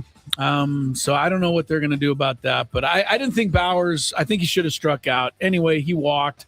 And the next guy walked, Contreras, but Robbie Ray walks guys. So get used to it. Also get used to the fact that he retired the next 3 hitters and did not give up a run. Certain guys know how to pitch with guys on base. Certain guys don't. Robbie Ray, I trust him with men on base. And he got out of that inning. All right, bottom of the fourth, you had bases loaded thanks to an error by Hamilton. Should have made an easy double play, fumbled the ball. Austin Hayes is up. 5-4-3 double play. Third double play of the game in 4 innings. That was hard to watch. But also give a little credit to Dustin May right there. If you're a pitcher and the guy kicks away a certain inning-ending double play, now you have bases loaded. You could give up 5 runs now. Yeah. But he bared down, made a good pitch, got out of the inning. That's called picking up your teammate. I'm impressed by Dustin May. So, well, he's not been good except against the Padres this year. I guess frankly, you're right. If you look at the rest of it. I've only seen him do pitch against the Padres twice, and he's right. been He looks great. amazing, for sure. Top of the 5th inning, we got Bradley into the game, and Ortiz at the plate makes the first of many stupid challenges by the Brewers. A 1-1 pitch leading off an inning is not a challengeable pitch, even if you think you're right. Yeah. But he was wrong, and now the Brewers are down a challenge. And good. The only thing that made me feel better is that the Padres are not the only ones who do dumb challenges. Yeah, we've seen a few teams this year. Yeah. Recently, too. On this day, though, the Padres were doing good challenges, and then the inning ended on a Fermin challenge to strike out Bryce Terang. Fermin ended up striking out 3 guys yesterday on challenges. They need a catcher strikeout stat. Do you know that Fermin has been correct now 9 out of the last 11 challenges? So I guess, can we say anything until he goes back into the bad zone? Do you know how many he got right out of the 8 before that? 0? 0. So there was a stretch where it was not great. He's just on a hot streak right now. I hope it holds up on the challenges for Mr. Fermin. We're into the top of the 7, still 2-1. Again, Joey Ortiz is up. He hits a deep, long fly to left center field. I thought it might be a double. Luis Rengifo is an infielder, second baseman, basically. Goes back and just brings it in, no problem. This guy has become quite valuable. The inning ends on another Fermin strikeout challenge. They get Churio to end the inning. Bottom of the 7th, Merrill is the tying run. I thought he's going to do it. 2-0 count. But give credit to Mays. He came back and got him in a big battle there. They held on to the 2-1 lead into the 8th. Kyle Hart came in. Why? I was concerned. High leverage spot. Kyle Hart also then walked the leadoff hitter. I'm like, no, don't do this. I'm going to defend him. This could be game over. I'm going to defend him. He has been much better than people have given him credit for. You don't have to defend that.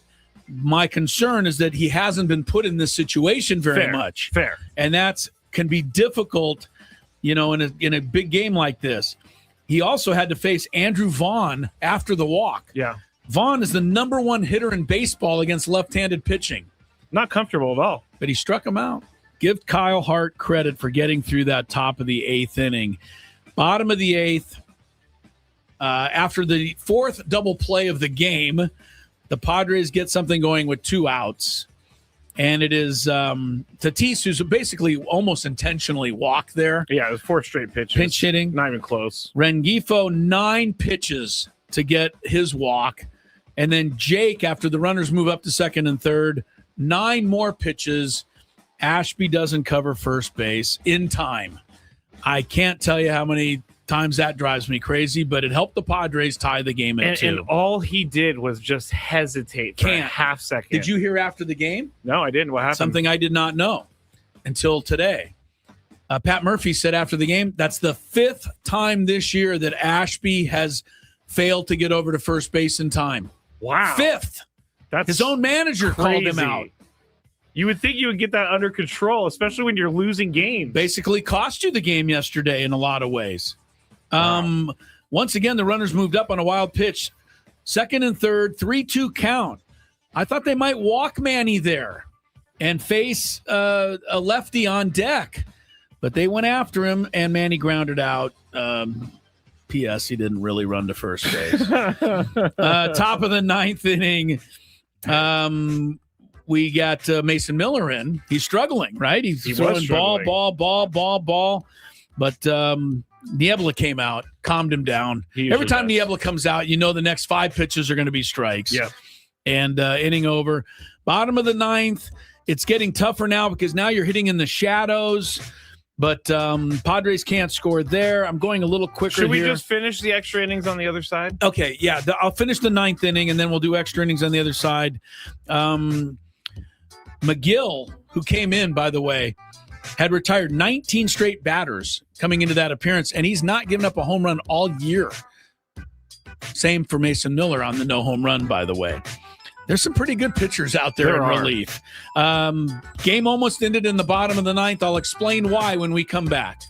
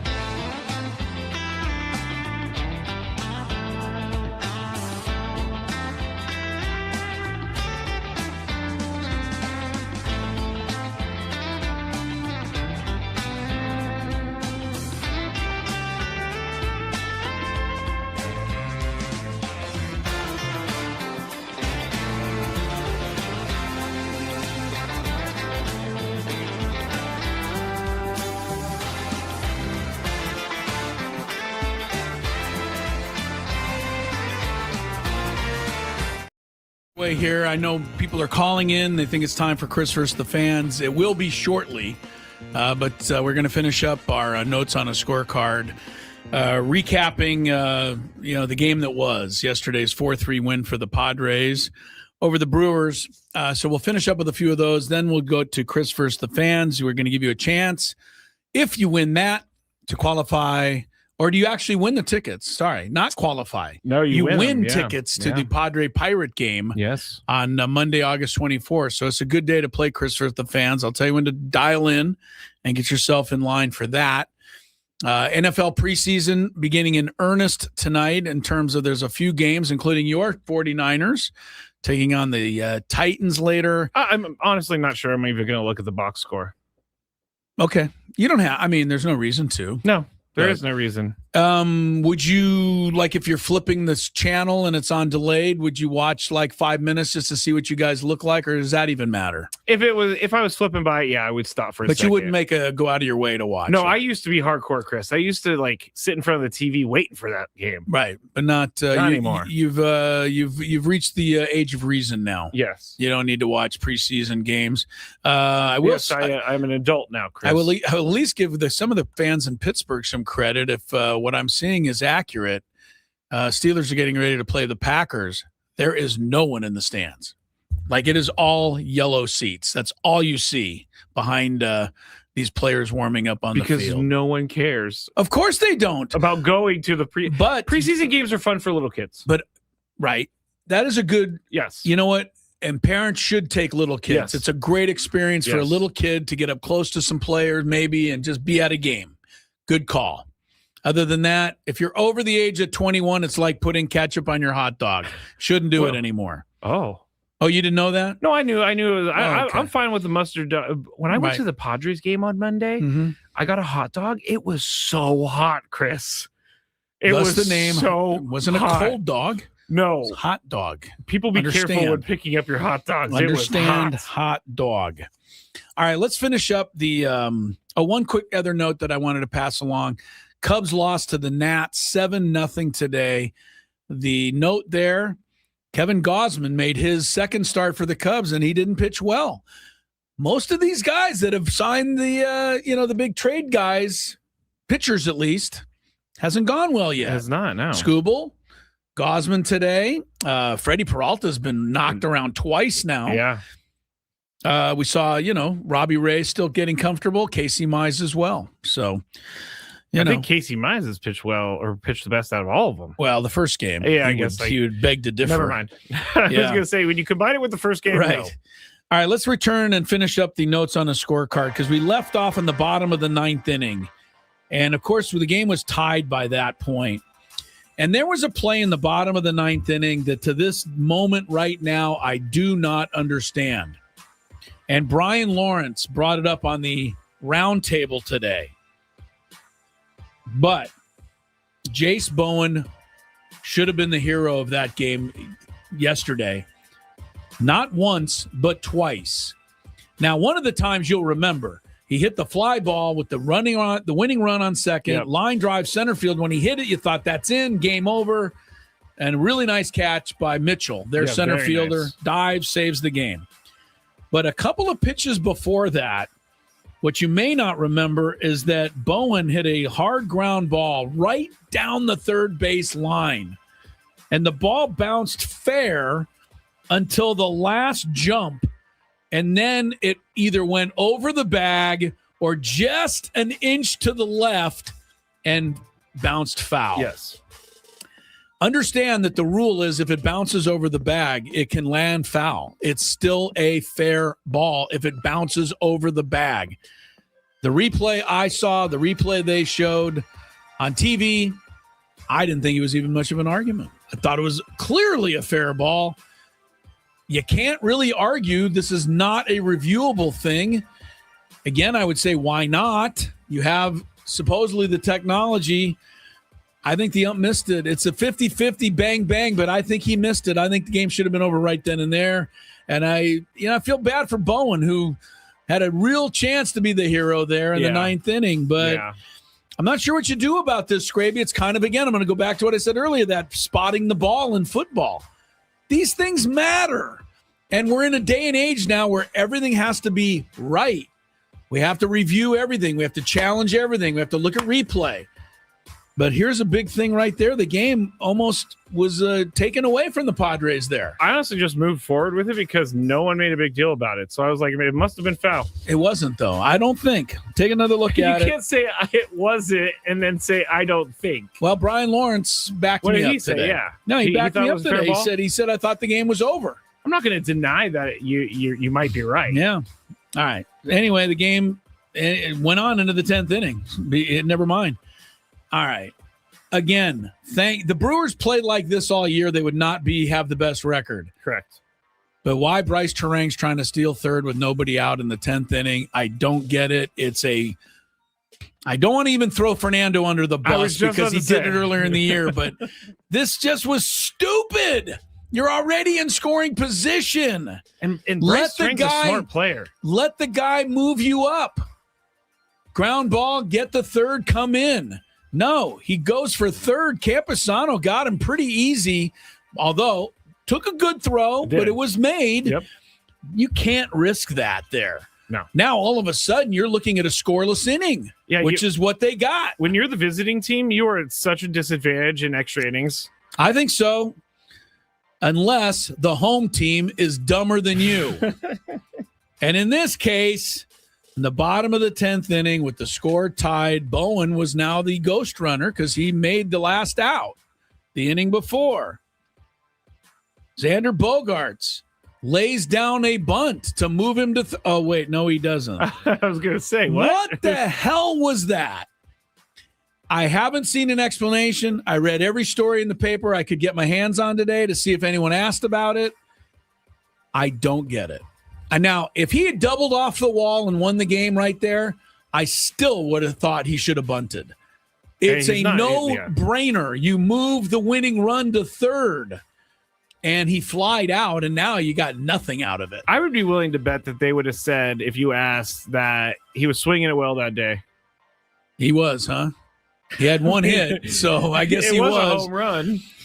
I get what you're saying. I would have busted too. I honestly almost don't care if that was Tony Gwynn Sr. up. You have to get that run to third base somehow to win the game. Especially when you're not It's winning the game that is at stake here. I just don't understand why he was swinging. And if Stammen didn't give him the bunt sign, then to me this is on Stammen. And if he had the bunt sign and he swung anyway, then that's crap.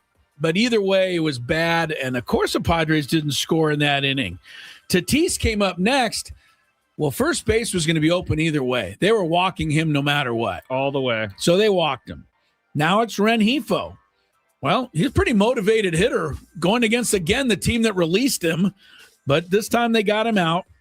So it came down to who was the next? Oh, Jake. Yeah, Jake Cronenworth to win the game. First, Bowen steals third. Yeah. Tatis steals second. Why? What are we doing? I don't know. And everybody was like, well, that gets him closer to scoring. Yes, but if he had been out, the inning would have been over. What are we doing? A base hit wins the game. I don't like dumb baseball. Can't answer that one for you.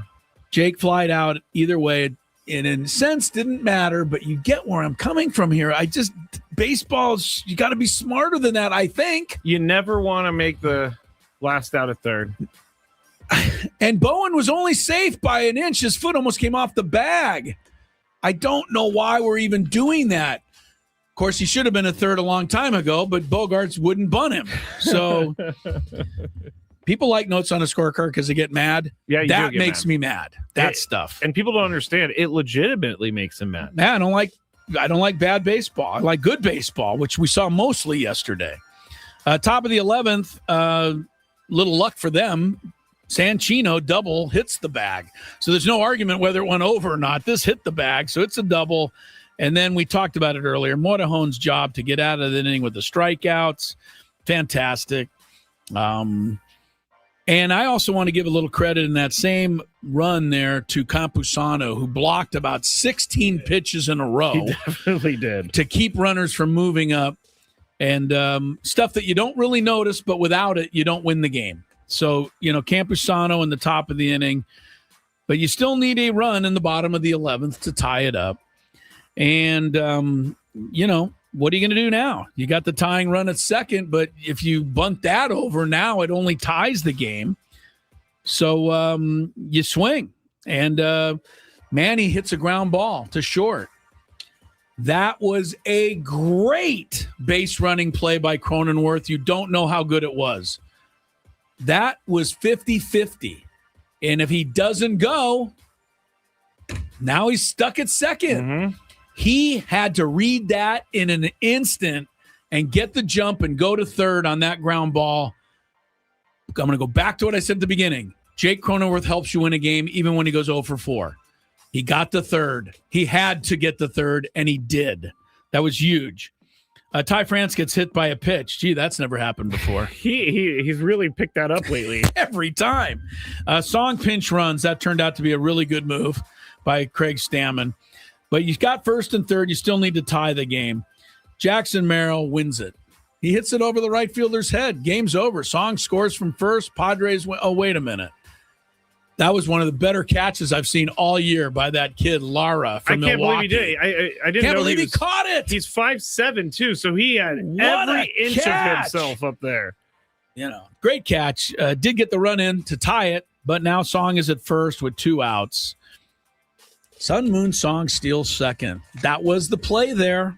You need to take that risk to get into scoring position with 2 outs. Why? Because when Campusano singles to right, you win. And that was the end of a fantastic game. It's also not easy to get from first to third. That's a long run. Well, I mean, you mean to score from first to home. Score from first, you need a first double. to third's easy. Well, you need a double off the wall. Yeah. But if you steal second, now a bloop, anything will get you in. It was a risk. That's a risk worth taking. And Song pulled it off. And I appreciate Ben Higgins said this on the roundtable today. It was a win, and it seemed like all 26 guys on the roster had a little something to do with it. It did. Fernando off the bench, Bowen off the bench, Song off the bench, Campusano. They were all off the bench. They all contributed. 7 bullpen guys, shut them out. Everyone was in on this one yesterday. That was nice. And I wish Chase Bowen would have walked it off. He deserves something really good to happen. Well, in my mind, he did walk it off. It just didn't get recorded by the official people because that was a fair ball. What was the result of his at bat? Do you remember? Yes, he hit the line drive to center that the guy dove and caught. Okay. He got out twice on magical things. Poor guy. I know. Great notes on a scorecard, Chris. Very in depth. Hope everybody liked it. I liked watching. Oh, we got a nice conversation going on about hustle on the chat right now. Goodness. Yeah, well, I don't even know why there's a discussion, but there is. Seems like a no-brainer to me. Should you run hard? Yes. Period. Hit the return button and move on to the next subject. Gwynn and Chris. All right. We moved it back, but we're still doing Chris versus the Fans. So dial in 833-288-0973 if you want to play.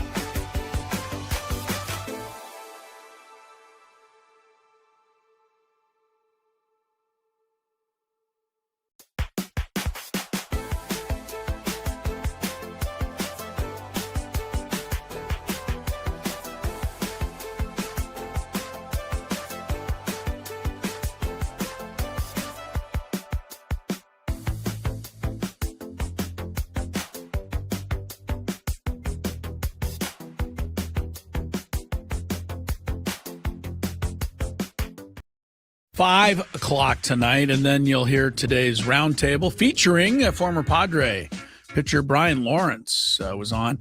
I will share with you out there that I really was impressed with Brian Lawrence. I mean, smart, had really interesting to say, and I think we're going to try to get him on our show, talk some baseball down the stretch. He lives locally in Poway.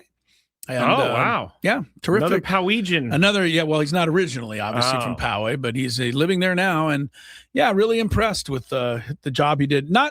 So many people have come on that show all year. Are you saying that everyone before the rest of them him sucked? were terrible? Yeah, everybody was terrible Just until making today. sure I Yeah, understood. Brian Lawrence was the first good one. We made fun of the Field of Dreams game, or I did. I will say it was pretty cool, man. They walked out all these Hall of Famers out on the field. And anytime you see Hall of Famers, and, it's just fun to see them. And Trevor's there. Yep. So, Raleigh Fingers, former Padre, was out there. And, just fun to see great old players and still being honored and part of the game. And Jim Tomei, Larry Walker was there, Lee Smith, Scott Rowland. Scott Rowland the wind was blowing, but his hair was a little disheveled. Billy Needed a little Wagner. help. Billy Wagner didn't have enough hair to be disheveled, but his hair was blowing around too. Ivan Rodriguez, Cal Ripken. Anyway, lots of them. I will tell you, every time I see something like that, I get a tinge of sadness because I know Tony, his dad, would be somebody that would want to go to something like that probably. Yeah, I bet. And it's too bad. All right, let's play Chris versus the Fans here, and you can go see the Padres Pirates on August 24th. If you had one shot, one opportunity to take down the human almanac himself, howdy do. Now is your time. Listen to me, this guy is dangerous. Now is your opportunity to win a prize. Well, I hope you know what you're in for. Chris versus the Fans starts now on 97.3 The Fan. The great Hambino just sent me a text, Chris, with something I'm going to have to do later. The Hambino? Yes. What's he got? Pablo Torre put out a video, deep dive into the electrical substation next to the 49ers practice field. Oh, goodness. I'm going to have to watch this. Even Chris said the other day when he saw the substation, he's like, wow, that is actually a substation. Yeah, I always thought it kind of dismissed it, but they showed a shot of the 49ers training camp, and that substation towers over the 49er camp. It does. It does. So I kind of now see why it's become a thing. This offseason, people have gone back and looked at injuries and significantly more injuries since they've moved to that location than I think before. it's pretty clear that Kyle Shanahan was being affected by the substation when he erroneously drove his car into a pole or whatever he did, or hit that lady. Tesla, he was on autopilot, Chris. Yeah, so Tesla should take some of the blame. Pony up, Tesla. All right, the rules: you have to make it through 3 questions. Each question will get more difficult as you go along. If you get the question right, you move on. If Chris gets it right, or if you get it wrong and Chris gets it right, you're eliminated. But if Chris gets it wrong, then you have a chance at question number 3, and you will still win. That's what you get for trying to read it off the top of your head. I know. Now that I've gone to the online only version, I keep forgetting to pull it up. If you're a first time player or contestant or entrant or combatant, yeah, let us know before you get into it, and you'll get that question for free today. All right, Chris, 1 through 6. Let's start, and then we go in order. 3. Let's go to Caden. Hello, Caden. Hey, Caden. Hello. Are you ready to play? Let's play ball. Yes, sir, I am. Okay, here we go. Which Padres infielder currently has a .295 batting average? I'm going to go with Ty France. Ty France going with Ty. Is correct. That's I was how you say, go. It's not Caden. Manny. It's not Manny. No. It's not Bogarts either, or Cronenworth, frankly. All 3 of them have not had great batting averages. Not had great batting averages at all. All right, here we go for Caden to get question number 2. In 1990, this legendary father-son duo made Major League history by hitting back-to-back home runs in the same game. Who are they? That's Ken Griffith Jr. and Ken Griffith Sr. out there. All right. Caden's on this. Caden's on this. Where are you from, Caden? I like it. Oh, I'm from Little Rock, Arkansas, but There we moved down to go. San Diego a little while back. Hey, All a right. little tip of the cap to Little Rock and, the home of Billy Ray Smith, Arkansas. Well, he played college down there, and I know Billy Ray was very close to Arkansas. All right, good job, Caden. One more for the title here. All right, question number 3. On July 17th, 1941, Joe DiMaggio's historic 56-game hitting streak was snapped. What team held him hitless that day? Not bad question, Scrape. I like it. I think Caden can get it, but it's a good one. I'm going to go with the Orioles. The Orioles. Stay there, Caden. Yeah, I think I know this because I've heard it before. I think it's the Tribe, Cleveland Indians. I think. Yeah. Sorry, Caden. Sorry, Caden. That was great. Caden was really good, Play and again. nice having you. He's from San Diego now, but I could tell some of that Little Rock twang there was fun to hear. I drove through Little Rock one time going to Ohio, and it was the heaviest rain I have ever been in my entire life. Not expected that. No, I was driving, and to the point where I was definitely the California guy who pulled over because I couldn't see out of my windshield. Is the welcome and exit sign for Little Rock the same sign? Welcome is on this side. It's not very big, is it? No, it's not very big. Little Rock, it can't be that big. But it was crazy, that rain. I've never quick seen note for Caden there, because I appreciate him as a player. The Baltimore Orioles did not exist in 1941. I didn't want to say it, that was Chris. a little tough Didn't want to break say for it. him. Didn't want to say They it. did in the form of the St. Louis Browns, but they were not yet the Orioles. All right, let's go to the next one. Antonio. Hello, Antonio. How's it going? Hi, Pretty good? Antonio. Ready to play? He's ready. Sounds like Yep. he's All right. going. Let's see here. What Ohio City hosts the Hall of Fame game? You're talking football. Yes. Okay. Football Hall of Fame game. Where is it? Canton, Ohio. Yep. Canton, Ohio. Got it. I think Very I've already good. asked that, but I don't care. Question number 2 incoming. I like the Twins unis tonight in the Field they of are Dreams. nice. They look great. It's very windy, and the wind is blowing straight in, so there's not going to be many homers tonight. All right. All right. What team did Brett Favre play for after he left the Packers? The first team that he played for after First the team. Packers. Yes. You said Brett Favre? Yeah, sorry. Yes, Brett Favre. First team. Atlanta Falcons. No, after he left. After he left the Packers. Give you another shot at this. After the Packers. he left the Packers. It's a hard one because he played for a the few Jets. teams. The Jets. Said the Jets. Yes. Correct. All right. Nice I thought he job, had it, Antonio. but you hesitated. You tricked me there, Scrabe. No, it was definitely the Jets. Jets. I remember he fumbled the ball I know away. it was the Jets or the Vikings. Yeah, Yes, you're that's right. true. I know he fumbled away the Dolphins 2008 division title in the final game that year. I know that because the last time the Dolphins won a division title. I believe Greg Camarillo was in that game. Well, I remember it. All right, let's go to our third and final question.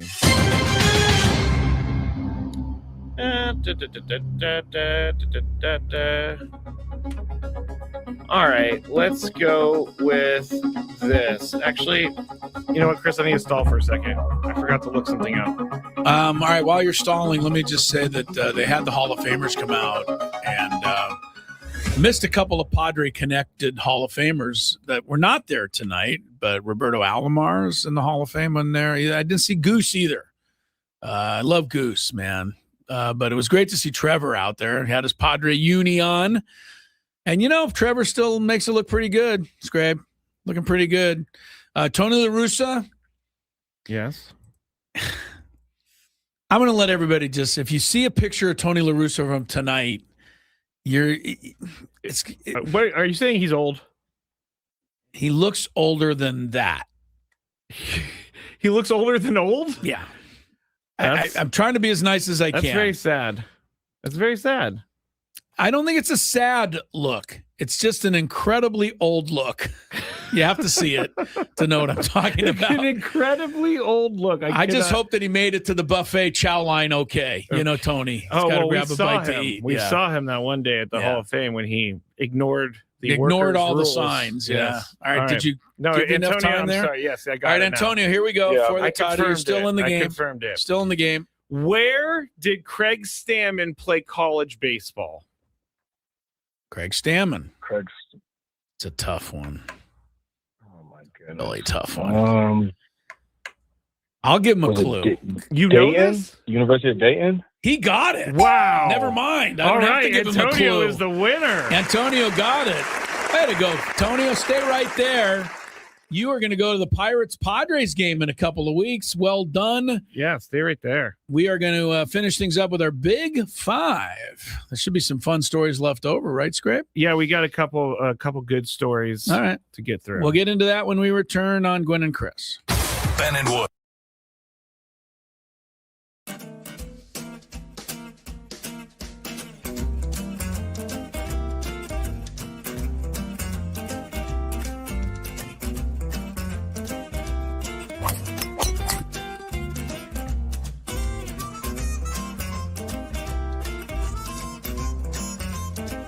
These things, it even tells you, hey, there's a canyon over here. Don't hit it here. Scraby from about 45 feet. His caddy tells him to play it a little to the right. He's been playing well so far today. Fourth hole. Nice smooth delivery. Hit it too hard.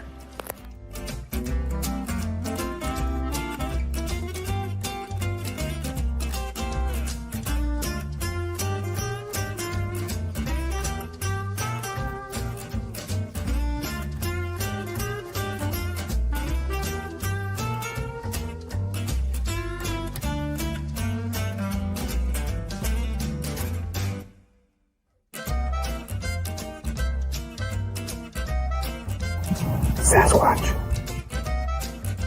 So Chris says that he can't play golf, but this is the second birdie putt he's made for us. This time it was like 20 feet. Thank you very much, Greg. But once again, you're hitting some very nice shots as well. I'm not used to complimentary to you, but can't help but be complimentary. Your shot making today. With my what? Your shot making. You hit some.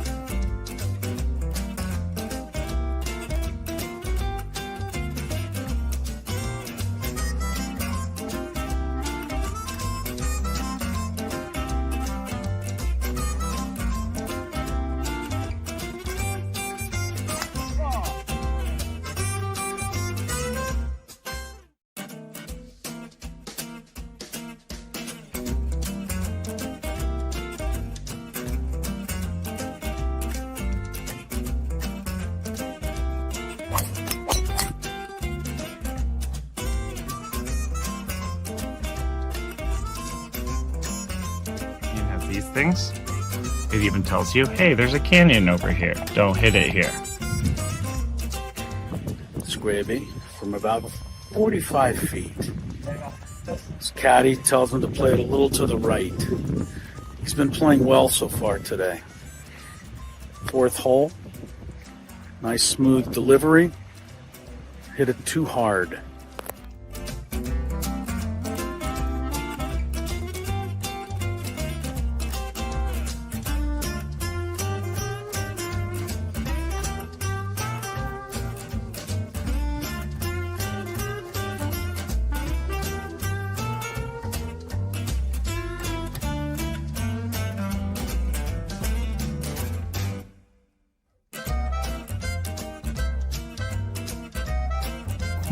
Sasquatch. So Chris says that he can't play golf, but this is the second birdie putt he's made for us. This time it was like 20 feet. Thank you very much, Greg. But once again, you're hitting some very nice shots as well. I'm not used to complimentary to you, but can't help but be complimentary. Your shot making today. With my what? Your shot making. You hit some.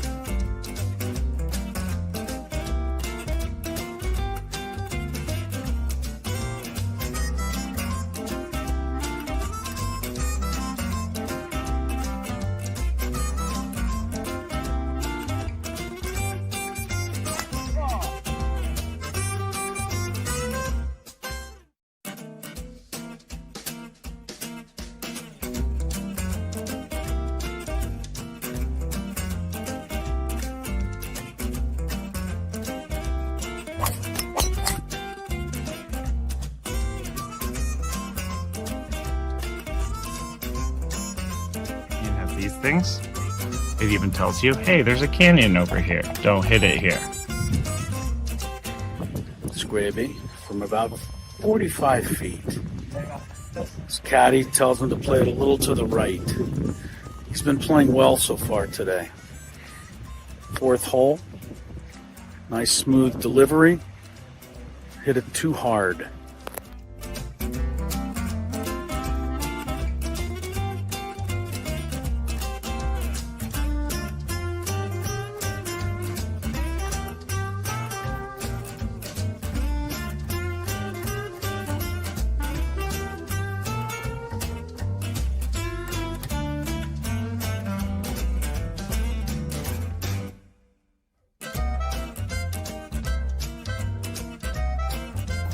Sasquatch. So Chris says that he can't play golf, but this is the second birdie putt he's made for us. This time it was like 20 feet. Thank you very much, Greg. But once again, you're hitting some very nice shots as well. I'm not usually complimentary to you, but can't help but be complimentary. Your shot making. With my what? Your shot making. You hit some.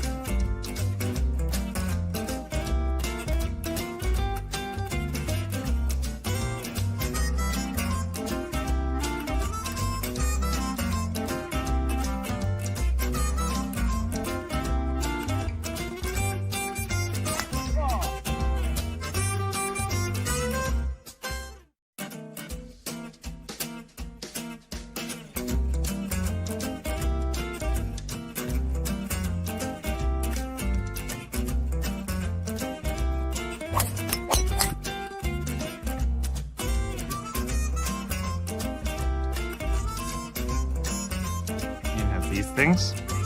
It even tells you, hey, there's a canyon over here. Don't hit it here.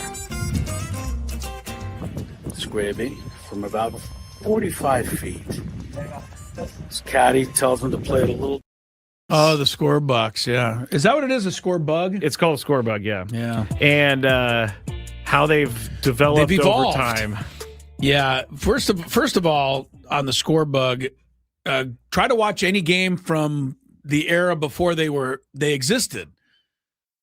Remember we watched that Monday night game, you and I, on NFL Network, Elway and Montana, with no score bug. We had no idea what was happening. We were like, how much time is left? What down is it? Yeah, we couldn't figure anything out.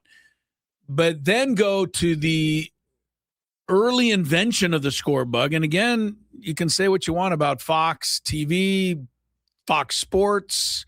They came up with it. They get 100% credit. They were the first to use it. And I think people thought, what?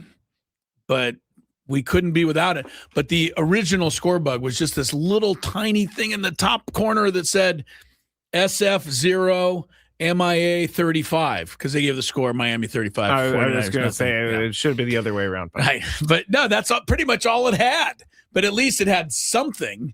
Now, now we have so the Netflix score bug is now different. They're works of art. You know, it seems like it looks like Van Gogh spent some time putting this Netflix one together. They have who is up, they have who is pitching, the number of pitches, what the batter has done in the game, how fast the pitch is.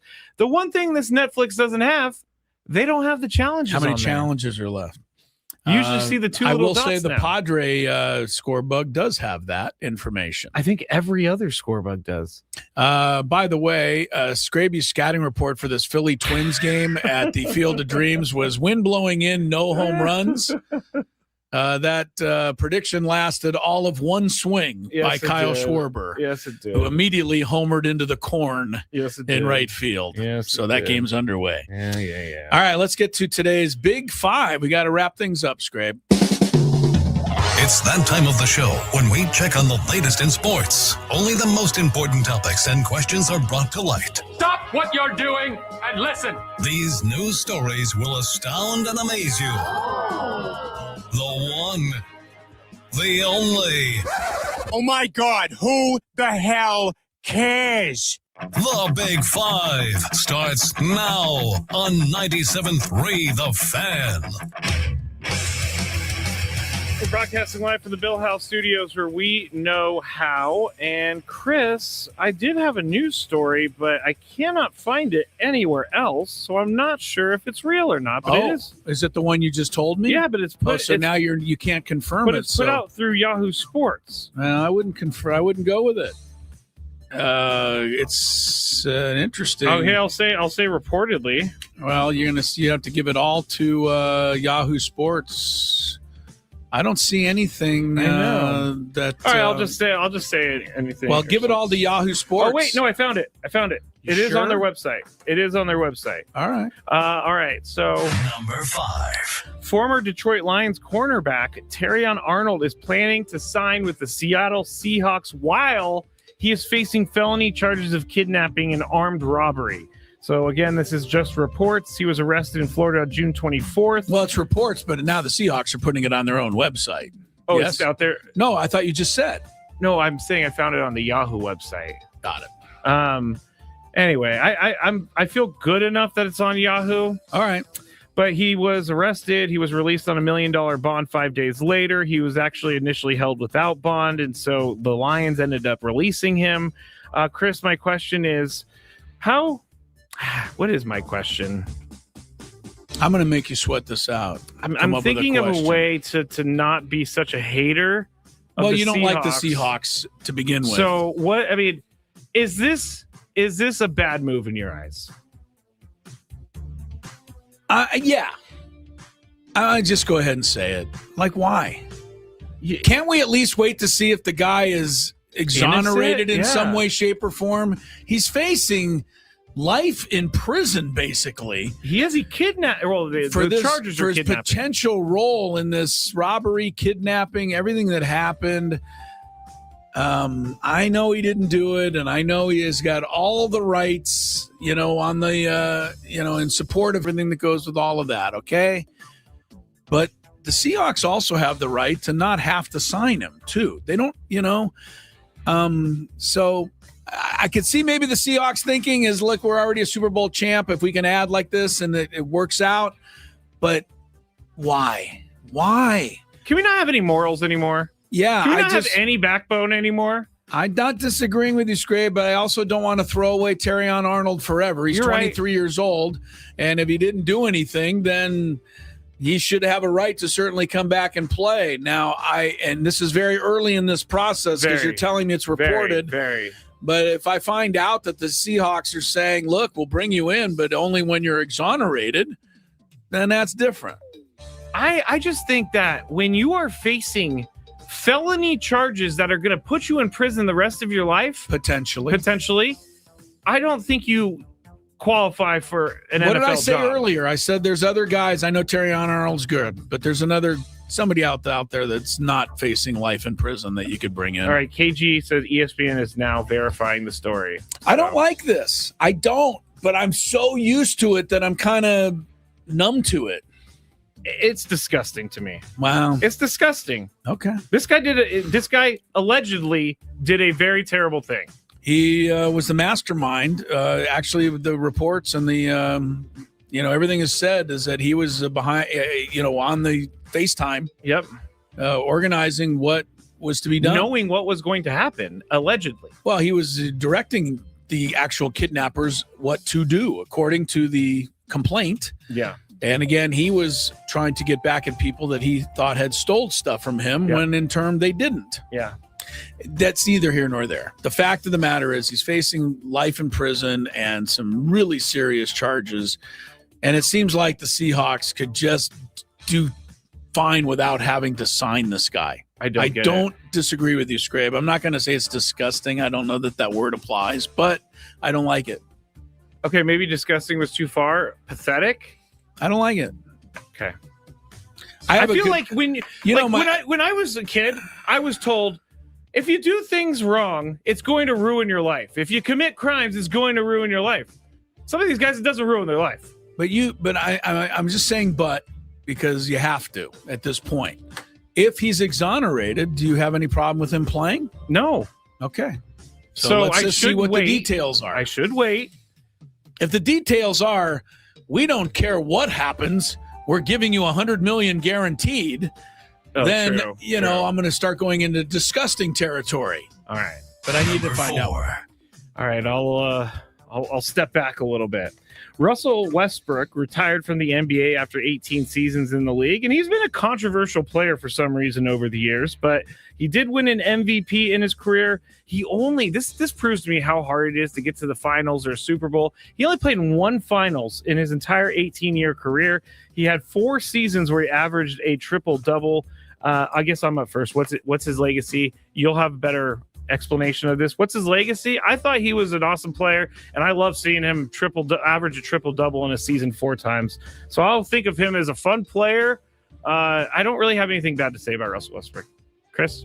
Russell Westbrook's a competitor. That's what he's going to be known for. This guy competed like no other out there, and maybe even crossed over the line to some people's way of thinking.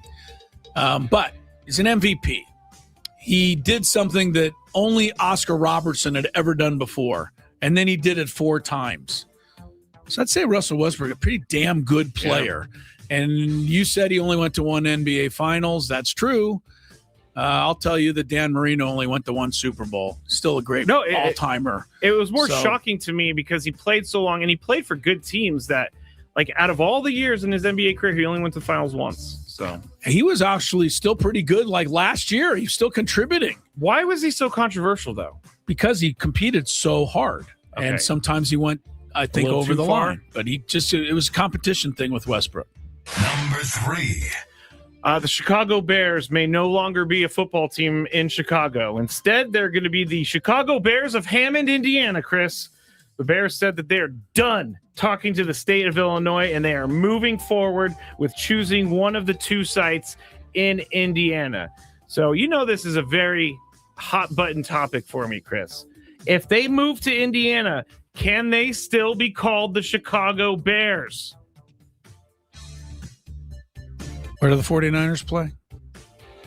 Santa Clara, which I've said many times they should be called the Santa Clara 49ers. I know, but they're not. Where do the Dallas Cowboys play? Arlington, but they're still closer to Dallas than but Chicago's in Illinois. They're going to be in a completely different state. And before you hit me with the Giants and the Jets, that's been that way forever. Okay, so that grandfathered in? Yes. I knew that's when I saw your face, I knew that's where you're going. Yes. I'm not going to make them call them the Hammond Bears or even the Gary Bears, which I think is better. It sounds better, actually. Gary Bears are really great. Yeah. Money is the root of all evil, Scraby, and we're going to have to just deal with it. There's going to be teams going to places that are going to be, giving them the best possible deal in terms, the Rams play in Inglewood. So do the Chargers. It's just the way it goes now. I don't disagree. I wish it was not, but it is. See, I can buy Los Angeles, even though they're in Inglewood, they're in Los Angeles. Like, I could buy that. The 49ers are like 40 miles away. And when you say, oh, that's not that much, it takes you like 2.5 hours to get there from the city. Anyway. Yeah, the 49ers is they've got to be as far, if not further, than any team from their actual home base. Would you say? I wouldn't doubt it. Yeah. Wouldn't doubt it. Number 2. All right, so last night, Freddie Freeman took a massive fall into the dugout. I don't know if you saw this, Chris, but he was going over trying to catch a foul ball. As he was getting close to the dugout, he reached over the stairs that go down into the dugout, and he fell down them. He's okay. He said he didn't hit his head. He's very lucky about that, but he's extremely sore. And he didn't sustain any major injuries. So my question is, do they need to now put a door on the dugout? Am I first? Yeah. This happens quite a bit, actually. This was a bit of a scary look, but I am not one to react every time something happens. End of my story on that. You're asking somebody that thinks maybe even kids ought to have the right to wear or not wear a helmet, and I know I'm wrong, but that's just me. We talked about this, by the way, the other day with some friends, and our thought was, when we were young and we didn't wear helmets, we actually might have been a little more careful because we knew we didn't have the protection. There's something to be said for that. Having erroneously said what I just said, because somebody's going to give me a hard time for it. And kids, wear your helmet. So no, I'm not reacting, but I will say this. When there's a pop-up like that, when you see a guy go near the dugout and it's his home dugout, you see his teammates stand there and get ready to help support him. Yeah. On the other side, nobody helps you. No. Because they don't want you to catch the ball. Yeah. I think the Royals should have been over there trying to at least be kind of there for him. I know it would have been hard, but this was way too scary. I don't need somebody to crack their head open and break two legs trying to catch a pop fly because you're so competitive you can't try to provide a little comfort for the guy trying to reach in there. Is that wrong? I've seen this criticism that the Royals didn't help, and so even a LA writer tweeted out a video of these guys that were behind him, but they reached their arm out. I just don't know what you're asking. What you want someone to run from one end of the dugout to go support him? Yeah, that's what they would have done on the Dodgers side. Okay, so if the pop-up was on the other side of the field. Does it go for the Royals, though, if the Dodgers didn't help them? No, the Dodgers don't have to help the Royals, okay, but the Royals have to help the Dodgers. I figured that. The Dodgers are royalty, so the Royals have to help the royalty. I despise this writer for throwing these guys under the bus when they actually did reach out, but I don't think anybody thought he was going to go tumbling down the stairs. Yeah, this is just look. Okay, I'll give you another example.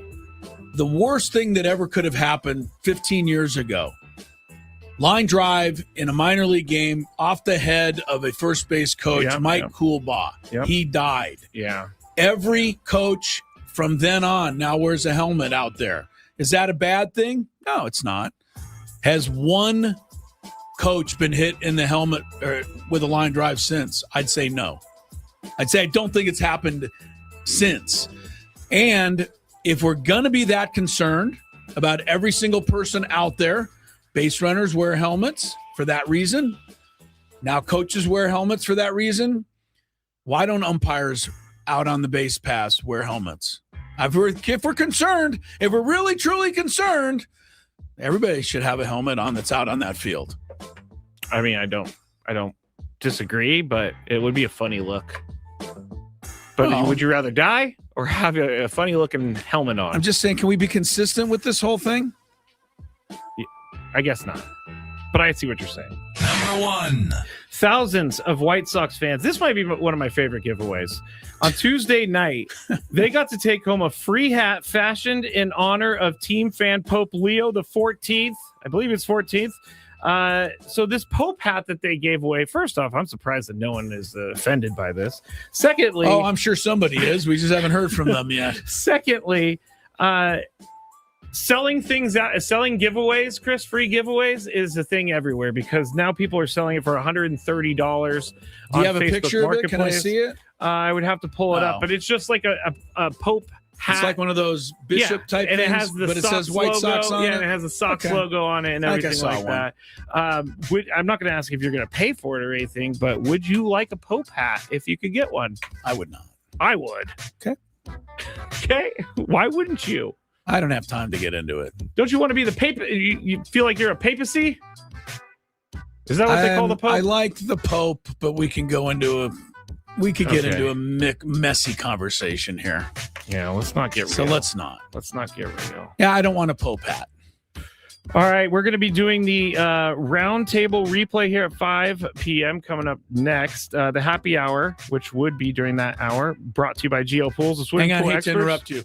Patriots 3, Colts nothing. First quarter preseason football. Swimming pool experts trust by thousands of San Diegos for 20 years. The baseball season is in full swing, and so is swim season. Make sure your pool is ready. Call now and mention radio for 20% off new service plans in 2026. Back tomorrow, Luis Renegifo. From the first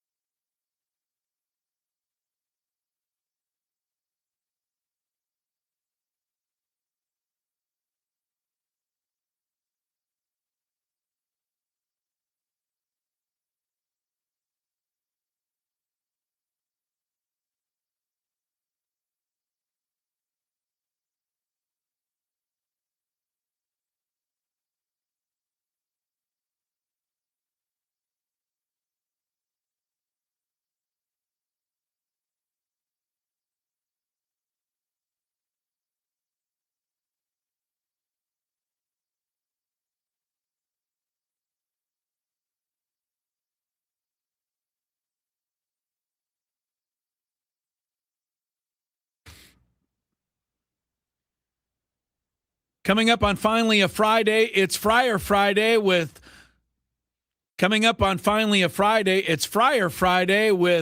hey, he came out of nowhere. Luis Rengifo, our guest.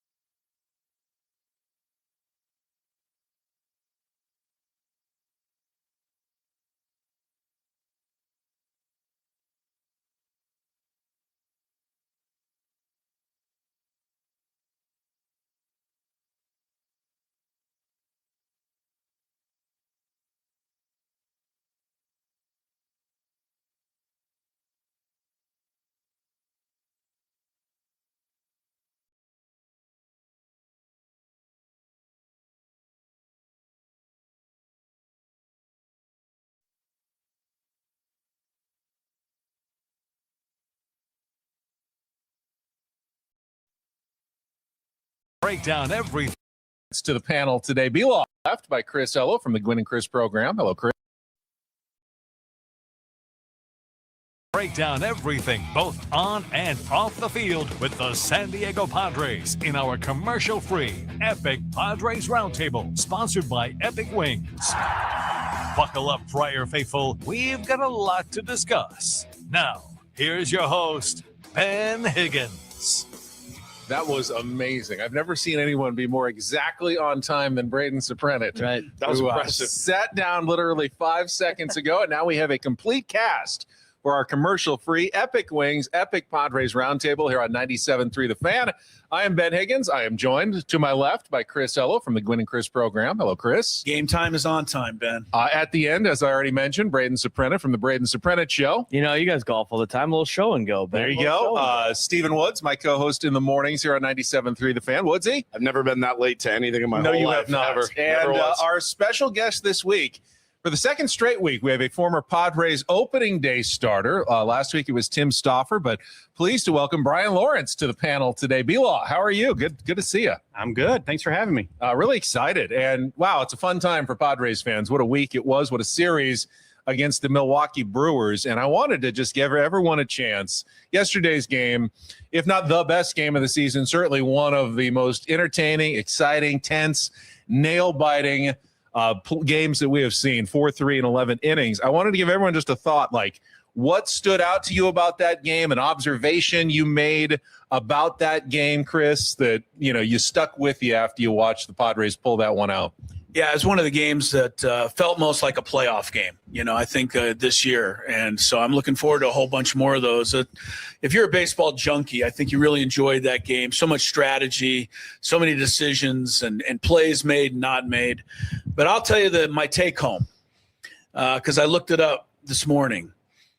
Luis Campusano went 578 calendar days without a hit, from August 31st to 2024 to April 3rd this year. I don't know that a player's ever been further down and out and off the radar than him. And for him to be the hero yesterday, kind of culminating a great season and him coming back, and I was really happy, you know, to see everybody out jumping on his back after that game. He deserved it. Brian, Chris makes a good point. You know, you played before the designated hitter in the National League era, but that game had a bit of a throwback feel with all the changes that were made and strategic adjustments that Craig Stammen had to make as manager. What stood out to you about that victory yesterday? You know what, a win, basically. You know, coming back and being able to win that game, and they could have very easily just kind of taken it and said, all right, we won 2 out of 3. Let's just move on to tomorrow. And they battled and Never gave up, even down to 2 outs and beating them, guy out to first base to extend the innings and coming up with big hits at the end. They never gave, and they should have won it in the 9th, really, because that ball looked fair to me down the line. I thought so. Me too, Brian. man. So, and to kind of have that not happen, and then the guy lines out to end the inning, and then they continue to just battle and win the game. Yeah, I went on a bit of a tangent. The height of the sun and the height of Petco Park and the shadow of the baseball that was clearly in fair territory past the back. How could that possibly have been a foul ball? But that was like in an NFL game when they don't make the first down and they give you the first down on the mark. Yeah. It's the same thing. Same thing. Yeah.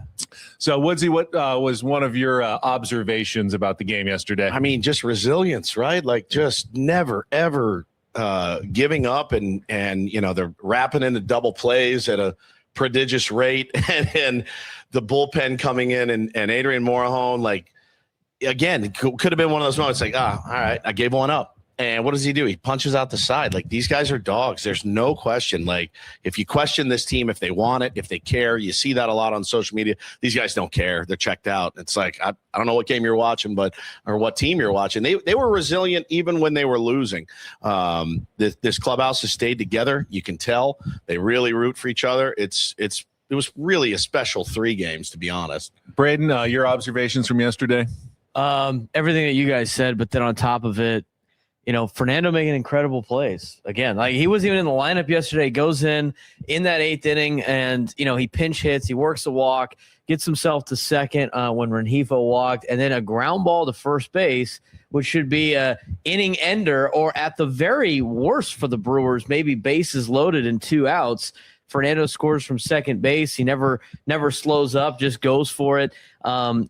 Every time you watch this Padres team play, or really Fernando, it seems like, we've missed some of the unbelievable plays that he has made, and he still shows you that he could do that. And what a huge impact on the game he had yesterday, and he didn't even start in it. I think for me, we often look at baseball and we look at that starting lineup and we match the starting lineup against the other lineup, and we match the starting pitcher over the other pitcher, and we go, I like our chances tonight, or this one's going to be a tough one. Sure.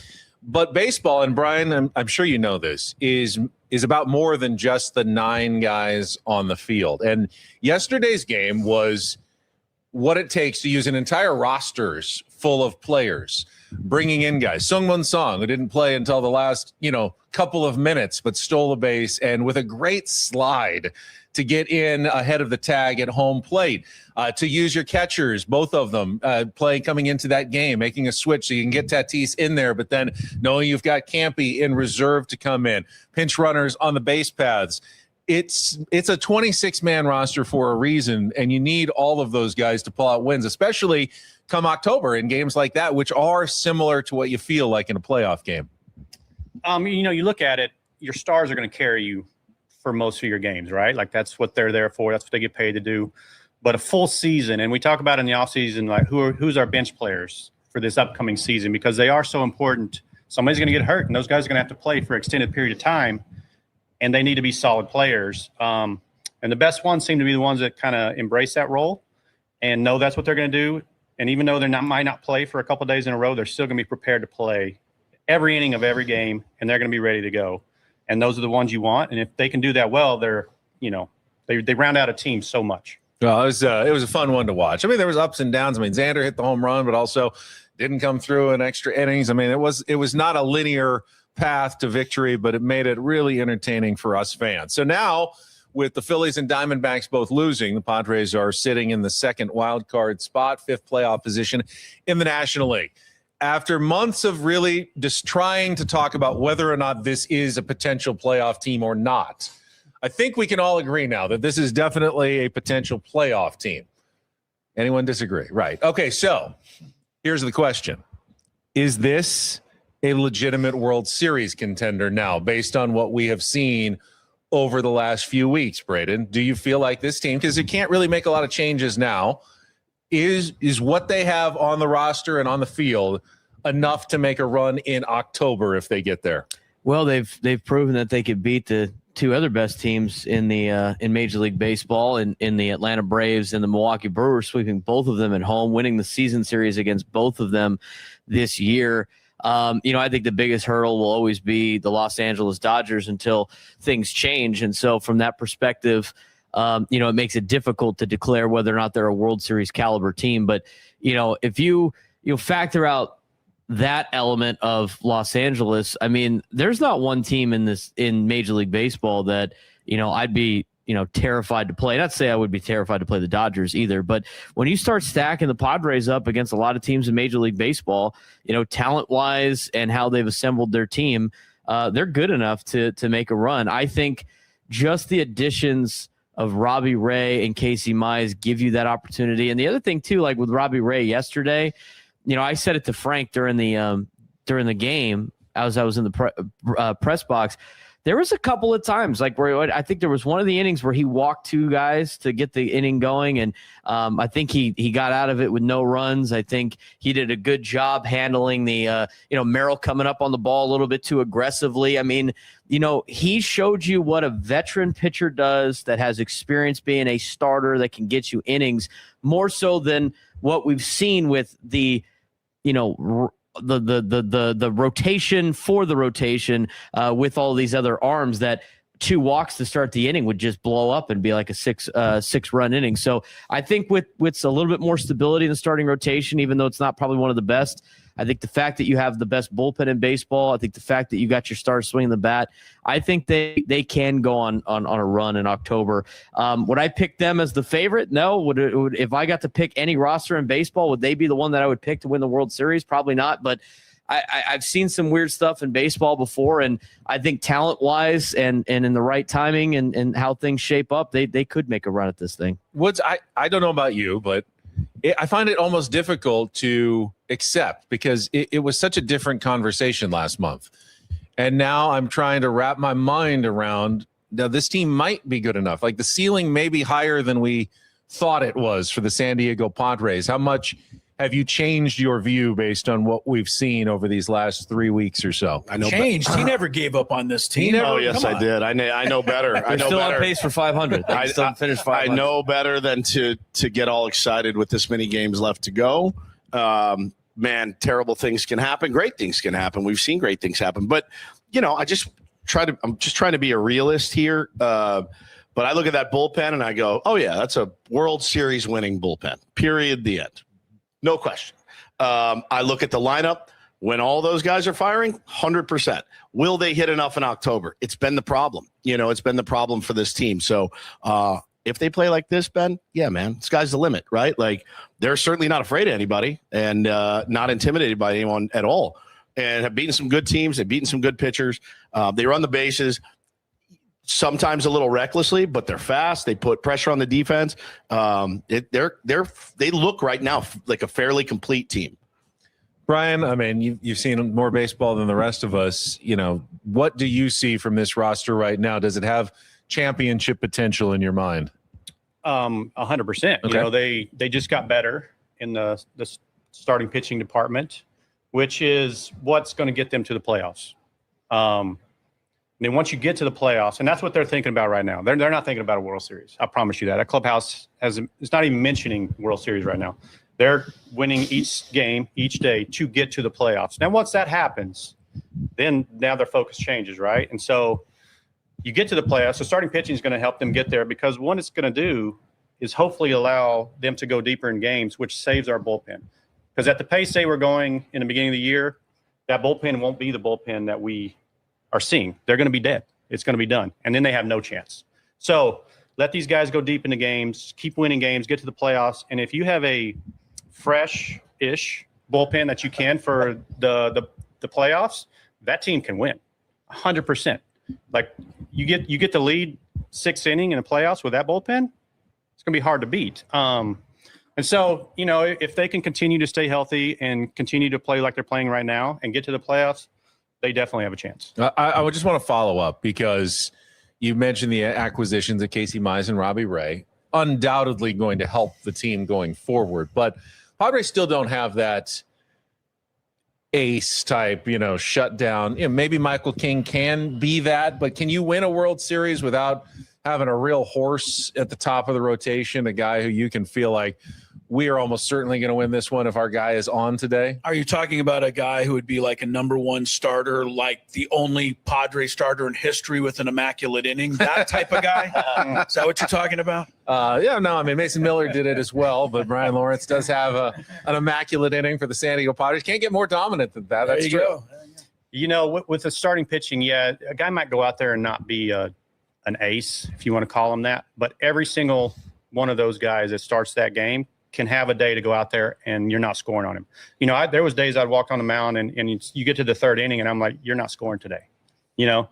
And I definitely wasn't an ace and I was a mediocre starting pitcher, but there were days you just weren't going to hit me. And that's the kind of thing where the stars have to line up in the playoffs to have those outings to win against maybe a stronger rostered team.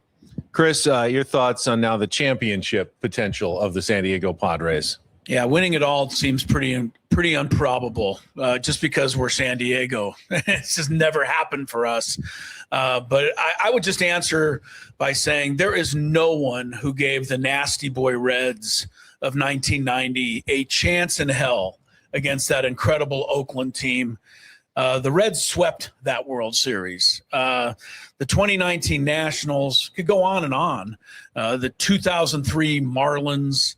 Baseball is set up for things like this to happen in the postseason, and this is the type of roster conceivably that could win. Yes. We are a quarter of the way already through our Epic Wings, Epic Padres Roundtable, commercial free here on 97.3 The Fan. You can grab your wingman, make it an epic summer with the Epic Wings Buddy Pack, 20 wings, 2 sauce flavors, including their new limited time spicy barbecue sauce, 4 breadsticks, and 2 house-made dipping sauces for $29.95. That's over a $40 value. I haven't done a roundtable draft in a while. I'll explain how it works for everybody, as well as Brian Lawrence, new to the panel. I will give you a question, and everybody has to give a different answer to the question. So once it's already been taken, you got to go with someone else. We'll go right down the line on this one, starting with Braden Suprenant and coming back to me. The question is, who has been the biggest difference maker for the San Diego Padres since the All-Star break? Put you on the spot, Braden, but I think there are a lot of potential choices for this one. I don't think we're going to run out of difference makers for the Padres. No, I definitely don't think so. I mean, I think it goes back to what you said, Ben, about just using the whole roster. The whole roster seems to be contributing. I'm going to go with the probably more obvious answer because we've seen it on MLB Network and the national media is talking about him a lot. But Jackson Merrill's been unbelievable. He's back to what he looked like in his rookie self. And I think, he's one of the guys that you relied upon going into this year as being a star that needed a star. And you're starting to see it right now. And there's, no surprise to me of why the Padres are doing the damage that they're doing. But there's a lot of great answers and a lot of good draft picks coming up. Yeah, I feel like Jackson's a pretty solid number 1 overall pick in this choice. Woodsy, you got the number 2 selection. Biggest difference maker since the All-Star break. I'll go with Adrian Morejon, who's just as nasty as it gets. And wait, is he still on the team? I thought we traded Will him Warren, right? Yeah, that's right. No, he's still here and shoving. We were idiots to turn down Will Warren, if I recall. Yeah, that's what Bob Nightingale said for sure. I think you put him in and the confidence that you feel, knowing you also have Mason behind him, but the ability to go multiple innings. I sat there yesterday for a second and I went, oh, is it going to be Yuki? And I'm like, oh no, it's going to be Adrian again for a second inning. And he was brilliant and he's been brilliant all year, really, but he had some scuffles early, but you just feel confident when he's in there, and he wants it really badly. You can tell. Brian, before I get your choice, I want you to comment on Adrian Morejon because you've given up the run there, and then you've got the runner at third, and you really know if you give up 2, you're putting yourself in a bad situation for the bottom of the inning in the 11th. To have to strand a runner with nobody out at third base has got to be one of the toughest challenges a pitcher can face in the big leagues. It is because you realistically there's one option. You got to strike the guy out. Pop ups to the infield or those are a little tougher. But so he's literally thinking I have to strike this guy out. You look at the Padres in that scenario, which is extended games, extra innings. We're built for that with our bullpen because you basically have 3 guys that can go in there and strike everybody out: Strada, Morejon, Miller. And so you get those out there, and when you need to strike out, that's what he does. All right, your pick for the biggest difference maker for the Padres since the All-Star break. Well, Merrill and Morahone are taken. Yeah, there's some obvious choices that we can make. I'm going to think outside the box a little bit and how my mind works as a pitcher and what I see in games that aren't always statistically valuable. But it's Hart. Kyle Hart's come in the game. Nice. So you think about what he's had to do. Yeah.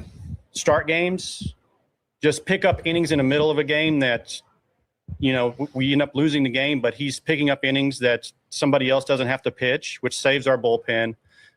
Coming in the 8th inning the other day, he's done anything we've needed him to do, and he's done it well since the All-Star break. And, like I said, he's not going to be the guy that pops in everybody's mind, but you think about what he's doing right now to help this team, it's pretty cool. The heartthrob.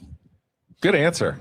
Chris, you're next up, 4th pick in our draft, biggest difference maker for the Padres since the All-Star break. I'm going to leave a lot of obvious choices for you, Ben, because I'm going to go with Craig Stammen. Yeah. And for one reason, because he never stopped trying stuff.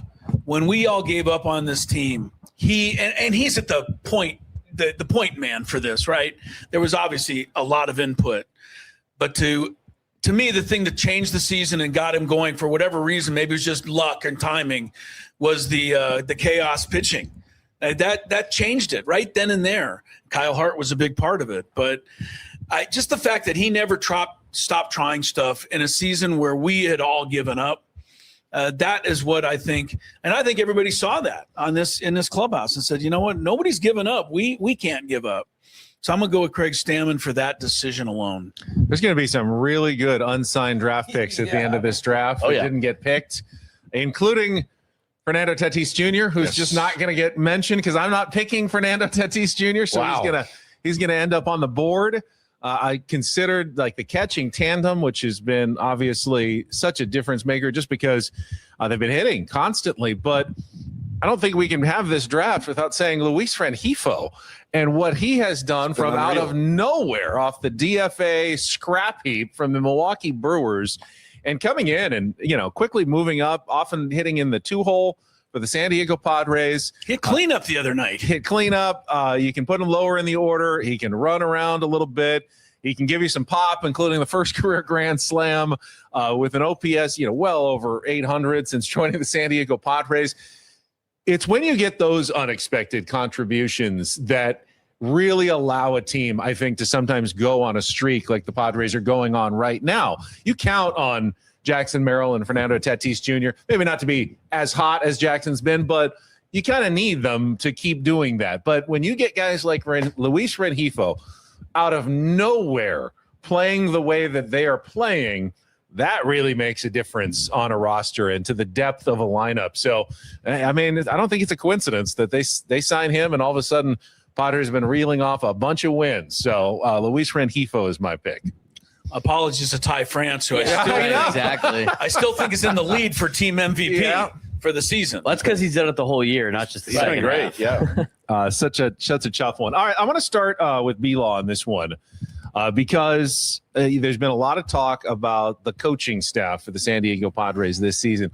A lot about the hitting coach, Steven Souza Jr., who took, from this panel, from fans, slings and arrows for the first half of the season. But I want to broaden it out as well, include the pitching coach, Ruben Niebla, Ben Fritz, the entire staff, and ask you, Brian, and then everyone else can chime in. How much impact do coaches have on the major league level? Like, how much of a difference can they really make? Is it a little? Is it a lot? In your experience, like how big of an impact do the coaches have? I think it's a matter of who the player is and whether they take instruction or they just are set in their ways and they do their own thing. But for me, coming up, I had Daryl Ackerfeld, who was our bullpen coach, who had been with me almost every level of my minor league career. So I had him, I think, 3 seasons in a row in the minor leagues, and then we both came to the big leagues pretty much together. So, a player comes over and a coach is only seeing him for the first time. Yeah, there's videos in this app, but there's not the history that – so I could go out, and if I was off, Ack would come and be like, hey, I see this. Because he had seen me good for so long, he could see it when it was a little off. And we could correct that. and then you have guys that are just good at what they do, and then, they can say something and it just clicks like that to help a player. But essentially for me, all the talk of firing this and that was crazy to me, because the player has to go out there and do it. It all comes down to the player. If you're not good, it's because of what you're not doing, or it's on you. It should never be on a coach. There's not a coach out there that's telling somebody to do something that's going to make them not be good. And so that's where I kind of draw the line. Now, let somebody have some history, let them be a coach for a while to learn. And then you kind of see, okay, they're pretty good or they're not, and you move on from there. But for me, it's coming down there. I never blamed the coach for if I was bad. It was my fault. And so now, could there be somebody there to help me? Sure. But it's essentially, I still have to do it. Woods, I know that's been your take pretty much all season long when it comes to the coaching staff. It's on the players far more than the coaches. But as Brian says, I mean, coaches can make a huge impact with just a well-chosen word and an observation here or there if they make the right one. Yeah, they're such different, right? Like pitching coach and hitting coach, in my opinion, too, it's just different. The reaction that you need, the load, the hands, and yeah, you can look and say, hey, I saw you had your hands a little higher. Is that something you're trying? Souza, I thought, was an unfair scapegoat. These guys get paid a lot of money. They get paid a lot of money because they know how to hit, and they've done it for a long time. And we keep bringing hitting coaches in here, and I'm not saying, like I said, I'm not going to give him a ton of credit for the rebound, and I wasn't going to give him a ton of blame for having the worst offense. It's so hard to do. Hitting is so hard, and it's not like he's installed a new offense that they're trying to learn.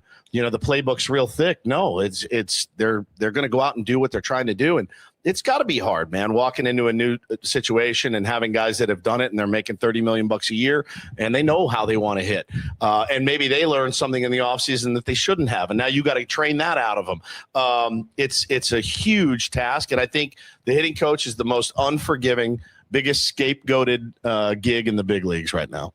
I coached minor leagues for the Cubs for a while. And the hardest thing I had to do as a coach was I coached myself. And I tell all my players when we first started, these are A-ball guys, rookie guys.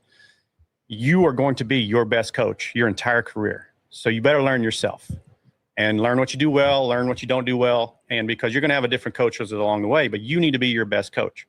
And so the hardest thing for me as a player, because I was my best coach, like I knew myself better than anybody. I had to coach 12, 13 guys now. And they're all different. So I had to say something to him, and this other guy was doing the same thing, but I had to tell him something different for him to figure it out. And so you have to learn all those guys, and then you have to learn how you can talk to them, if you can yell at them, if you can't yell at them, and all this stuff. It's hard. It's a tough gig. It's based on something you said. It's our Epic Wings, Epic Padres Roundtable, commercial free by Epic Wings, always fresh, never frozen. Brian Lawrence, former Padres pitcher, opening day starter, is our guest. And something you said about coaching makes me wonder if where major league teams get it wrong, because there's a lot of turnover for various reasons, but manager gets fired. Usually there's a new coaching staff. Bad season. Hey, let's clean out a few of the coaches. And I wonder if a team really just ever stuck with a coaching staff for an extended period of time and give them a chance to learn players over 2-3 seasons where they really get to know those guys better, that a little patience, Chris, might actually be what is required. Tough to do when fans are screaming every day on social media and on radio going, got to get rid of this guy, got to get rid of that guy. But is there not enough patience maybe in Major League Baseball with coaching staffs who will probably only get better as you give them more time to do their jobs? Yeah, I don't even worry about the fans and the social media. I worry about loudmouth afternoon talk show hosts who called for the hitting coach to be fired in May and in June and July and kept coming up with every reason to do it, despite what Brian's saying. I fully believed it was the players not executing, but I honestly thought just some new different voice needed to be, entered into the equation. But, they stuck it out and it's paying off. Patience is a great thing. How many teams just keep chasing their tail and firing this, starting anew, and selling a whole new, we're rebuilding type of thing. That's why I love what AJ Preller does every August by refusing to do that and continuing to just go out and push and try to go after it. So, yeah, patience we're all pretty bad in that category, but baseball owners and GMs are near the top of that list. Well, and Braden, look at the San Diego Padres. Yes, they've had some good pitching staffs, really good bullpens in recent years. Offenses have been hit or miss. The consistency, and this goes back to B-Law's days, has been in the pitching coach. They've had a lot of consistency with Darren Balsley, Ruben Niebla.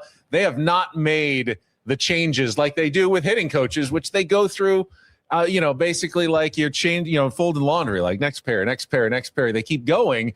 But why not try to stick with other guys like you stuck with your pitching coaches for so many years? Yeah, I don't know. Like you see it now more and more in like college football, and you see it in a lot of the NFL, and you see like these organizations that pivot so fast because they think they can just instantly win a championship by changing some things, or maybe the expectations are too high about the team that they built.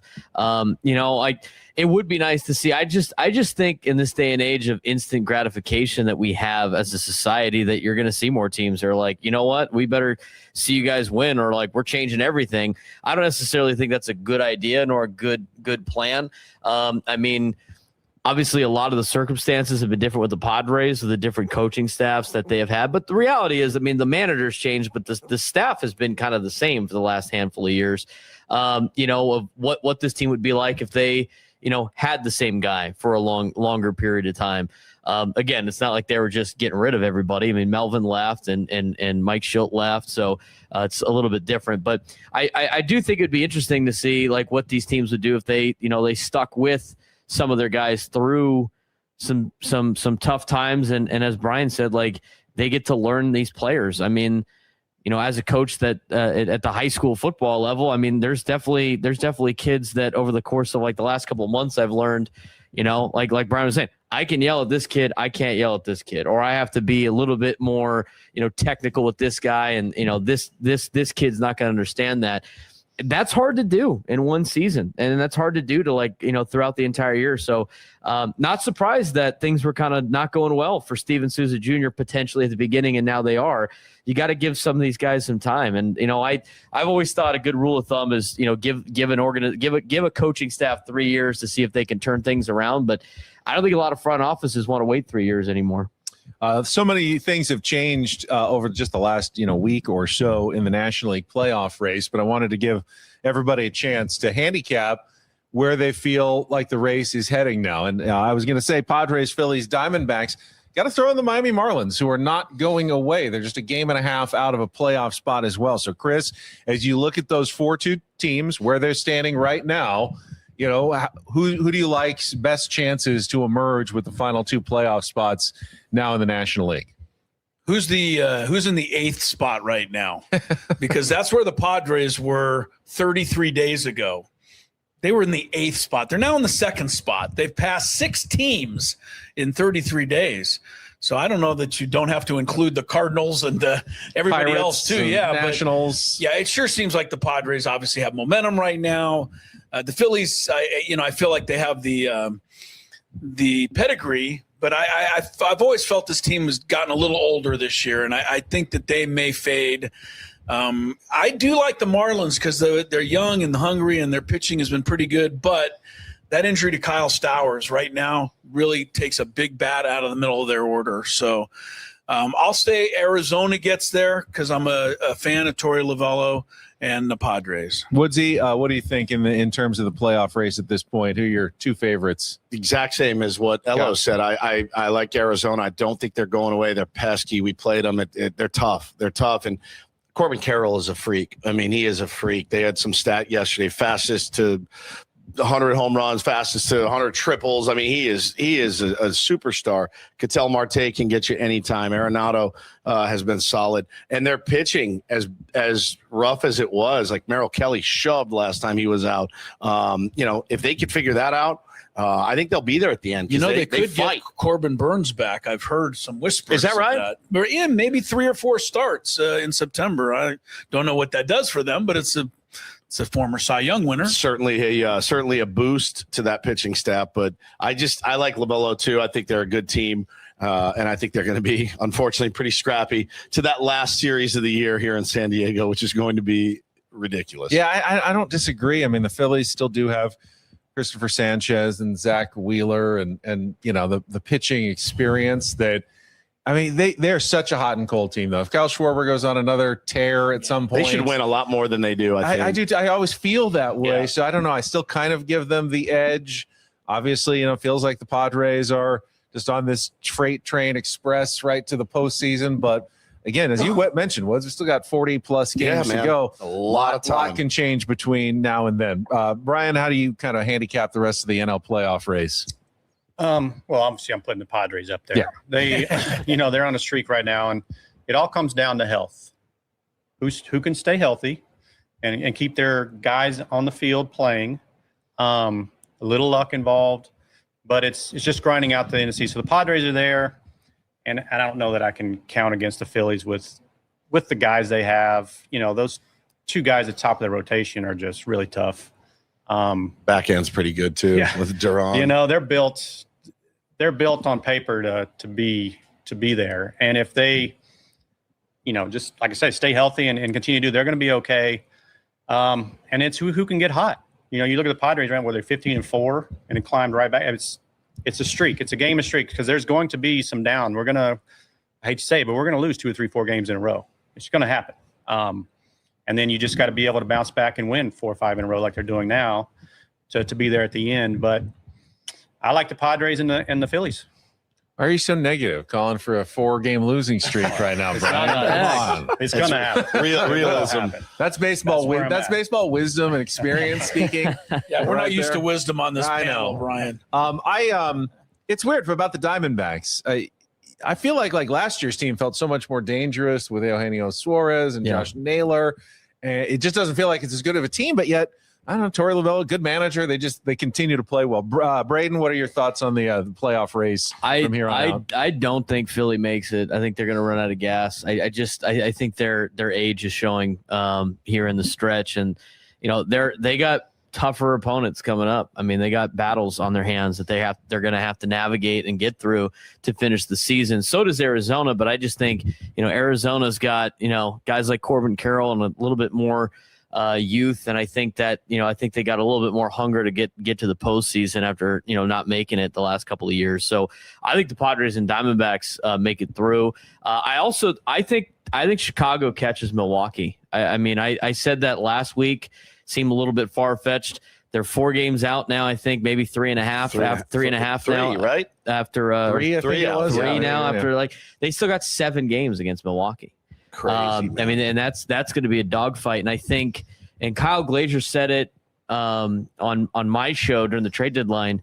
You know, after the Brewers didn't get Skubal, he said the Cubs smell blood in the water, and they're going at, and they're going to hunt them down. And I totally think that's the case, especially with what we saw with Milwaukee this week here in town. So I think your 3 wild cards are going to be Milwaukee, San Diego, and Arizona, probably in that order. Padres are still well behind, you know, that top wild card spot, whether it be Chicago or the Brewers. But that's how I think it shakes out. And I honestly think Miami probably finishes one spot out. I'm just not a huge believer in the Phillies, despite their 2 studs at the top of the rotation and their elite. They hardly ever win a game when those top 2 or 3 guys don't start. That's killed them all year. And if that was the case, if it went Milwaukee, San Diego, Arizona, Padres would dodge the Cubs and not have to go to Wrigley Field for a best-of-3 against that red-hot team. But as we pointed out this morning, then you're probably facing Jacob Mizorowski in Game 1 of a best-of-3 series. But you're not facing on the road. Game 2.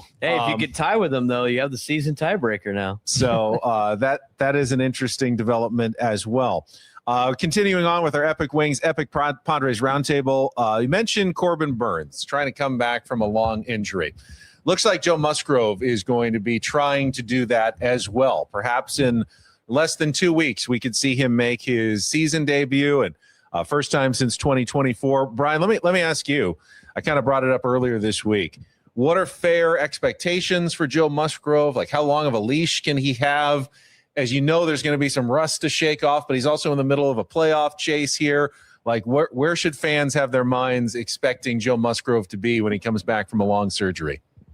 You know, for me, watching him pitch, it's always about his breaking pitches. If he's able to dial those in and get them where he normally is, which could be a tough thing with an elbow injury. But I think you got to take it slow with him and bring him back, get him in the games. But it's going to come back to a guy like Hart, being able to follow him and allowing him to only go 2 innings, 3 innings in the beginning, and you're able to fill that gap to not press your bullpen. So it's a piggyback situation to where hopefully he can get built up. And if he's, towards the top of his game in the playoffs, you're just adding another guy that can help us out. I mean, the buildup is crazy, right? You've gone through it before, right? And what's that like for a starting pitcher coming off an injury, or even just after just the dead arm, getting a rest for a while? You got to build back up. What's that like? I think, especially with the elbow, it's more about trust. It's throwing a pitch and trusting that your elbow is going to stay together. I think that's the biggest hurdle to try to climb over is just throwing a ball and hoping your elbow doesn't explode. Like, it's just, and once you get past that, you're back to 100% and you can just mentally move on. That's the biggest thing. It's where he's at in the mental side of it and trusting his elbow to be able to throw pitches. Well, mentally, he came out the other day and said, no, I think AJ needs me to go 7 and be. I'm like, hey, relax. You brought that up on the, I mean, I don't think he's any different than anybody else in our rotation. Robbie Ray didn't really have it yesterday, hasn't really had it since he's gotten here. But Craig went out and got him and said, no, I got a pen and we're going to try to win this game, and pulled him. And I think you do the exact same with Joe. I think you do the exact same with Michael King.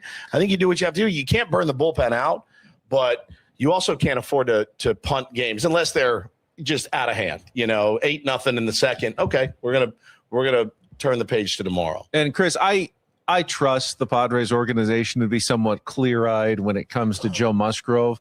We are all rooting so hard for him to come back and be Joe Musgrove that you want to give him every opportunity. But if he scuffles, not going to be surprised. First start too. Like, how long can you keep giving him those chances? Like, if this was the April or May, you go, yeah, just keep going. He'll figure it out. But again, when you're in a playoff race and you're one game up on 2 teams and every game is so critical, you can't be necessarily wasting starts on a guy who hasn't figured it out yet. So that's kind of my question is what kind of runway and leeway can you give to Joe Musgrove as he comes back? I think you can fit him in nicely. I really do, because right now you have 5 guys in your starting rotation, and that does not include Kyle Hart. I have no problem with Walker Buehler piggybacking a game with Joe Musgrove or Vasquez, whatever the case may be here, to get Joe to a situation where potentially you could use him in one of those games that Brian's talking about in October on a day like he was against the Mets, where he's just not going to give up a run. Yep. He's capable of it. So let's try to get him there. If he doesn't get there, you got to shoot for the stars, keep your feet on the ground type of thing. So I'm excited Joe's coming back. I don't think he'd be rushing it. I mean, to get to here. If he feels he's here, then I think he's legitimately here. I don't know. I'm still mad at the Dodgers sitting guys out all season, and now they're all back throwing 7 innings, striking out 12. Yeah, this is part, Braden. Drives me crazy. Braden, this is part of the trouble I'm having is, I have formed these opinions about the Padres all season long. One of them was being, hey, if they don't get Joe Musgrove or Nick Pivetta back, at least one of them, then what are we doing here? This team just is not going to have it. And now I'm watching this team without either Joe Musgrove or Nick Pivetta look like a really, really good baseball team. And I'm wondering, I was wrong about that too. How badly do they need Joe Musgrove back at this point, and what does that comeback look like to you? I think they need him for the final month. I think they're going to need him for September more so than October. I think it'd be nice to have him in October. Obviously, he's got playoff experience. He's got playoff experience in a Padres uniform. I think him being one of the leaders down there, it's a lot harder. First of all, it's already hard to lead as a starting pitcher. It's even more difficult to lead a team and help lead a team when you're a starting pitcher that hadn't pitched in 2 years. So I think that's a little bit of a boost. I think you can never have as many, you never have enough pitching, right? So I think he's going to be very valuable in getting to the playoffs, probably more so than in the playoffs. I mean, we've talked about this a lot. You only really need like 3 starters, maybe 4 max in the postseason. You rely heavily on your bullpen. They have enough of those guys, I think, to get you a couple of games. They'd probably be a little bit, nicer probably to have like a Joe Musgrove start. Then you can move, guys like, Bueller into the bullpen maybe. But, I think they're going to need him at during September, probably more so than anything else. But as you mentioned, Ben, like, yeah, you watch this team, and I said on July 23rd, I was like, this team's cooked. There's no way they're going to be able to make it through this. And then they go on a tear. I think the more frustrating thing is we knew they were capable of doing this, and they had to like flip a switch in the second half of the season to be in this spot. It'd be a lot easier if they just, kind of did this at the beginning of the year. But I think they are going to need Joe Musgrove in September. Well, maybe next year, and we can see a faster start and not have to go through this again. It's our Epic Wings, Epic Padres Roundtable on 97.3 The Fan. Brian Lawrence is our special guest. Epic Wings, try their new limited time spicy barbecue, which is the classic barbecue with a touch of Carolina Reaper pepper for a smooth kick. I'm sorry, did you say smooth? Smooth. Yeah, I had one that wasn't as quite smooth a couple of weeks ago. I was going to say, I don't remember your experience being that smooth. I think they just put a little too much Carolina Reaper on that one. Let's be clear, that was not Epic Wings' fault. No, that was my fault for sure. Seventh inning stretch. We take a little break from the baseball. Off topic. I didn't get to it last week, so I'm just going to bring it up. I went to Vegas a week and a half ago with my son for his 21st birthday. What is either your favorite or least favorite thing about going to Las Vegas? Braden, you want to start us out again here on the end? Yeah, I've only been once since being 21, and that was a couple years ago. Here's what I think Vegas is kind of like, the concept is very cool. What I don't like about Vegas is my experience now at age like older than 21, right? It's just a different Vegas than it was that I hear stories from like my parents and then even my grandparents that talked about a little bit different of an experience, where things used to be super cheap and they got all their money on the gambling part. So missing out on that part of Vegas, I think is kind of my least favorite. But it's cool. Like, they usually have some cool stuff that you can't, do here in San Diego, obviously. I honestly, even if you don't even bet at the sports book, watching games at a sports book is kind of like a surreal experience the first time you do it. I did that a couple of years ago. And, without even having any money on the games, you just hear cheering all over the place, and you're trying to find the TV that they are watching, that they are gambling on. So I think watching sports in Vegas is pretty cool. I think the fact that it's uber expensive now sucks. Chris, you've had to go a ton for, Mountain West and tournaments and be in that city, not necessarily on vacation every single time. I love Braden's observation, because when I first went there, there's something about $1.99 steak and eggs, even though it's not a very good steak. It's didn't need it at 4 a.m, but you got it anyway. Yet I'm still only paying $1.99 for this, which was kind of cool. What is either your favorite or least favorite thing about Las Vegas? Yeah, he took mine. I mean, I did go in the days when they begged you to come by offering you buffets for $2 and $3 and room rates that were $14. It was so incredibly inexpensive. So I missed that. I think what I still like, though, about Vegas is everybody trying to outdo each other. Circa, their pool area is something that is just almost doesn't even seem real. And then you go down the street or, on the Strip, and then there's the Sphere, which doesn't seem real. So I think going to Vegas and just seeing every place outdo the next one is kind of exciting. But I do miss the free food or the cheap food. And the experience of seeing those neon lights for the first time, when that really didn't exist anywhere else on Earth. Now it's not as dramatic. B-Law, you had any couple of trips to Vegas in your past? Well, I'm not a big gambler. Yeah, I will a little, but I think for me, which I did play in Vegas, so I was in AAA with the Padres. What was the nickname? Were they the Area 51? What were they back then? Stars. The Las Vegas Stars, yeah. So we were the Stars, and then it went to the Dodgers the next year. They moved to Summerlin or wherever they're. Portland. Oh, the Padres moved to Portland, yeah. Portland. And so, when you're staying and playing there, it's a little different. You're not but we would on me and my roommate would, on our way home, the Palace Station was on our way home. We'd exit and we'd go in, and it was like a $5 steak and eggs at midnight, after a game. It has to be midnight. Yeah. And so we did that. But I just think people watching, like going and just seeing the different people walk around, and it's very interesting to me. So, other than that, like I said, I'm not a big gambler, but I do enjoy Vegas. Woods, what about you? I've actually never eaten a meal in Las Vegas, not once. Never eat when I go there. That town has gotten me many times. But going back older, my wife and I went to the Sphere. Been twice. It's the coolest experience of your life. I mean, you can't put a price on it. They actually did put a price on it. It was quite expensive. Yeah, they do. But it remains cheaper to drive by and look at. Oh yeah. It remains one of the best nights I ever had in my whole entire life is seeing you two there with my wife. And I'll never forget it. Ever. And the worst thing was like, we went back with the kids and a couple of years ago. Valet is to park your car is like $80 a day now. It's like $100 to $80, $100 a day, which is insane even for me.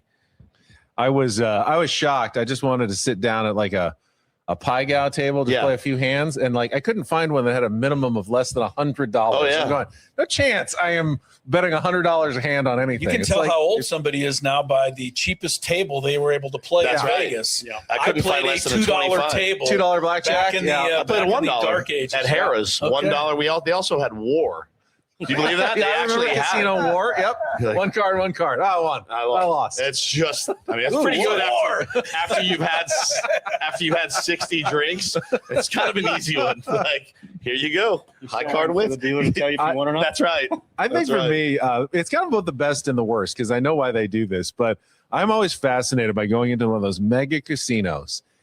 And you can get so lost in those. They have designed them where no they exit are signs. They are few. just labyrinth. But I almost turn it into like a game. Like, okay, how do I get out of here? It's like and an if you escape do room. get out, though, you may get out on the wrong side and not be able to find your way back. So it's both fun and also frustrating when it's like, no, I can't possibly be back here. How did I end up where I started? They've got me right back to the casino again. It's crazy. I can't even believe it. All right, last couple of minutes here of our Epic Wings Epic Padres Roundtable. Let's look ahead. Padres head on the road. Cleveland Guardians for 3, and then the New York Mets. And Chris, I heard the stat on your show. Padres only have, I think, 4 series now left against, was it playoff teams? I think so. The rest of the season. And by the way, 8 of their next 10 series are against teams with losing records. Now, some of those are still playoff contenders, like the Twins are under 500. The Guardians are under 500, but plenty to play for in the American League. So, but they have a chance here, over these next 3 to 4 weeks to maybe even give themselves a cushion before they get to that last week against the Dodgers and the Diamondbacks. Wouldn't that be wonderful? But I saw the A's lose 11 in a row and go in and beat the Red Sox 2 out of 3 last week at Fenway. I saw the Rockies win their first series on the road since May, beating the Diamondbacks last night. I know, and I'm sure the Padres know. None of this is given. So go out and play good baseball. I'm really happy that Brian brought something up earlier that I'm going to pay a close attention to, which is innings by the starters, because this team needs to keep winning and keep the bullpen fresh enough to be as dominant as it can be. Those are the things I'm watching here. I think you also mentioned the Diamondbacks have 8 series remaining left, against right. playoff So teams, if you look at it that way, including having to face the Phillies. So they have to battle against each other before the Padres finish against the Diamondbacks. As you look ahead, Brian Lawrence, what do you kind of see for the Padres in the near future on this road trip and beyond? Well, I've always said there's no bad team in the big leagues. They're all major league teams. I remember I was on a flight coming from somewhere. Me and Jake sat next to each other, and we were absolutely dominating teams. Like, we were just pitching. We were going into Kansas City, and they were not good. And we're like, we got, another one here. And I think we both gave up 5 runs in the first inning. And so it's like, there's no bad teams. They all can get you at any day. And so you got to play baseball the way they're playing right now, and just put your head down and play the game correctly, no matter who they're playing. And then they know that it's going out there and getting it done, and just continue to play the way they're playing right now. Woods, you said on the show, 3-3 on this road trip. I mean, treading water on the road is usually good, but you also want to take advantage while your team's playing really well and stack up some wins. They've played really well against the lesser teams this year. So just keep doing what you're doing. 4-2 would be fantastic. You are going up against some good pitching in Cleveland, and Stephen Kwan's coming around. Jose Ramirez, always nasty threat to get you. The Mets are a wounded animal. They're playing for pride at this point. They got to figure it out. So I'm excited, but just go 1-0 against Gavin Williams tomorrow, which is a tall order. Yeah, good pitching matchup. Michael King against Gavin Williams to start this road trip. Braden, I'll give you the last thought here, final minute or so of the roundtable of what the Padres road looks like to you ahead. Yeah, just keep pace and try to stay ahead of Philly and Arizona. They got to keep winning games, like Brian said, and it'd be nice to take 2 out of 3 against both of these opponents. Mets actually playing a lot better baseball as of late. Again, it's not who you play; it's when you play them. So even though they're playing 8 of their next 10 series against teams that aren't very good, you got to keep doing what has gotten you to this point and keep focusing on yourself. And if the Padres focus on themselves, they're going to be cruising to the playoffs here. But still a lot can happen in baseball. Beware of former manager Andy Green now. That's right. Oh, man, I forgot coming about back to that. haunt us here. Can I throw one quick thing? We got 30 seconds. I sat and listened to Brian here, and I was trying not to look at him. And as I was listening, his voice took me to somebody. I could not figure it out until about 15 minutes ago. It's probably too late now for you to talk enough for everybody else to hear. Larry Bird sitting right next to me. Yeah. Larry Bird. Yeah. Your voice, it was spot on. So anyway, I loved it. I love Larry Bird, so it was good. All right, with that, we have wrapped it up. Throwing That's something all right. completely out. We have that all in our minds. We are done. We'll be back next Thursday with another Epic Wings, Epic Padres Roundtable for Braden Soprenet, Stephen Woods, Chris Ello, and our special guest, Brian Lawrence. I'm Ben Higgins. Have a great rest of your Thursday from all of us here at San Diego's #1 sports station, 97.3 The Fan. So long, everybody. From the first pitch of the year to the biggest games down the stretch, Padres talk never stops. Roster moves, injuries, trends, and what it all means, I've got you covered. Lock in with me, Braden Soprenet, weekdays from 10 to 2 on 97.3 The Fan, San Diego's home for Padres baseball talk. Hey guys, it's Woodsy. Let me tell you something. When you sign your insurance policy, for some brokers, that's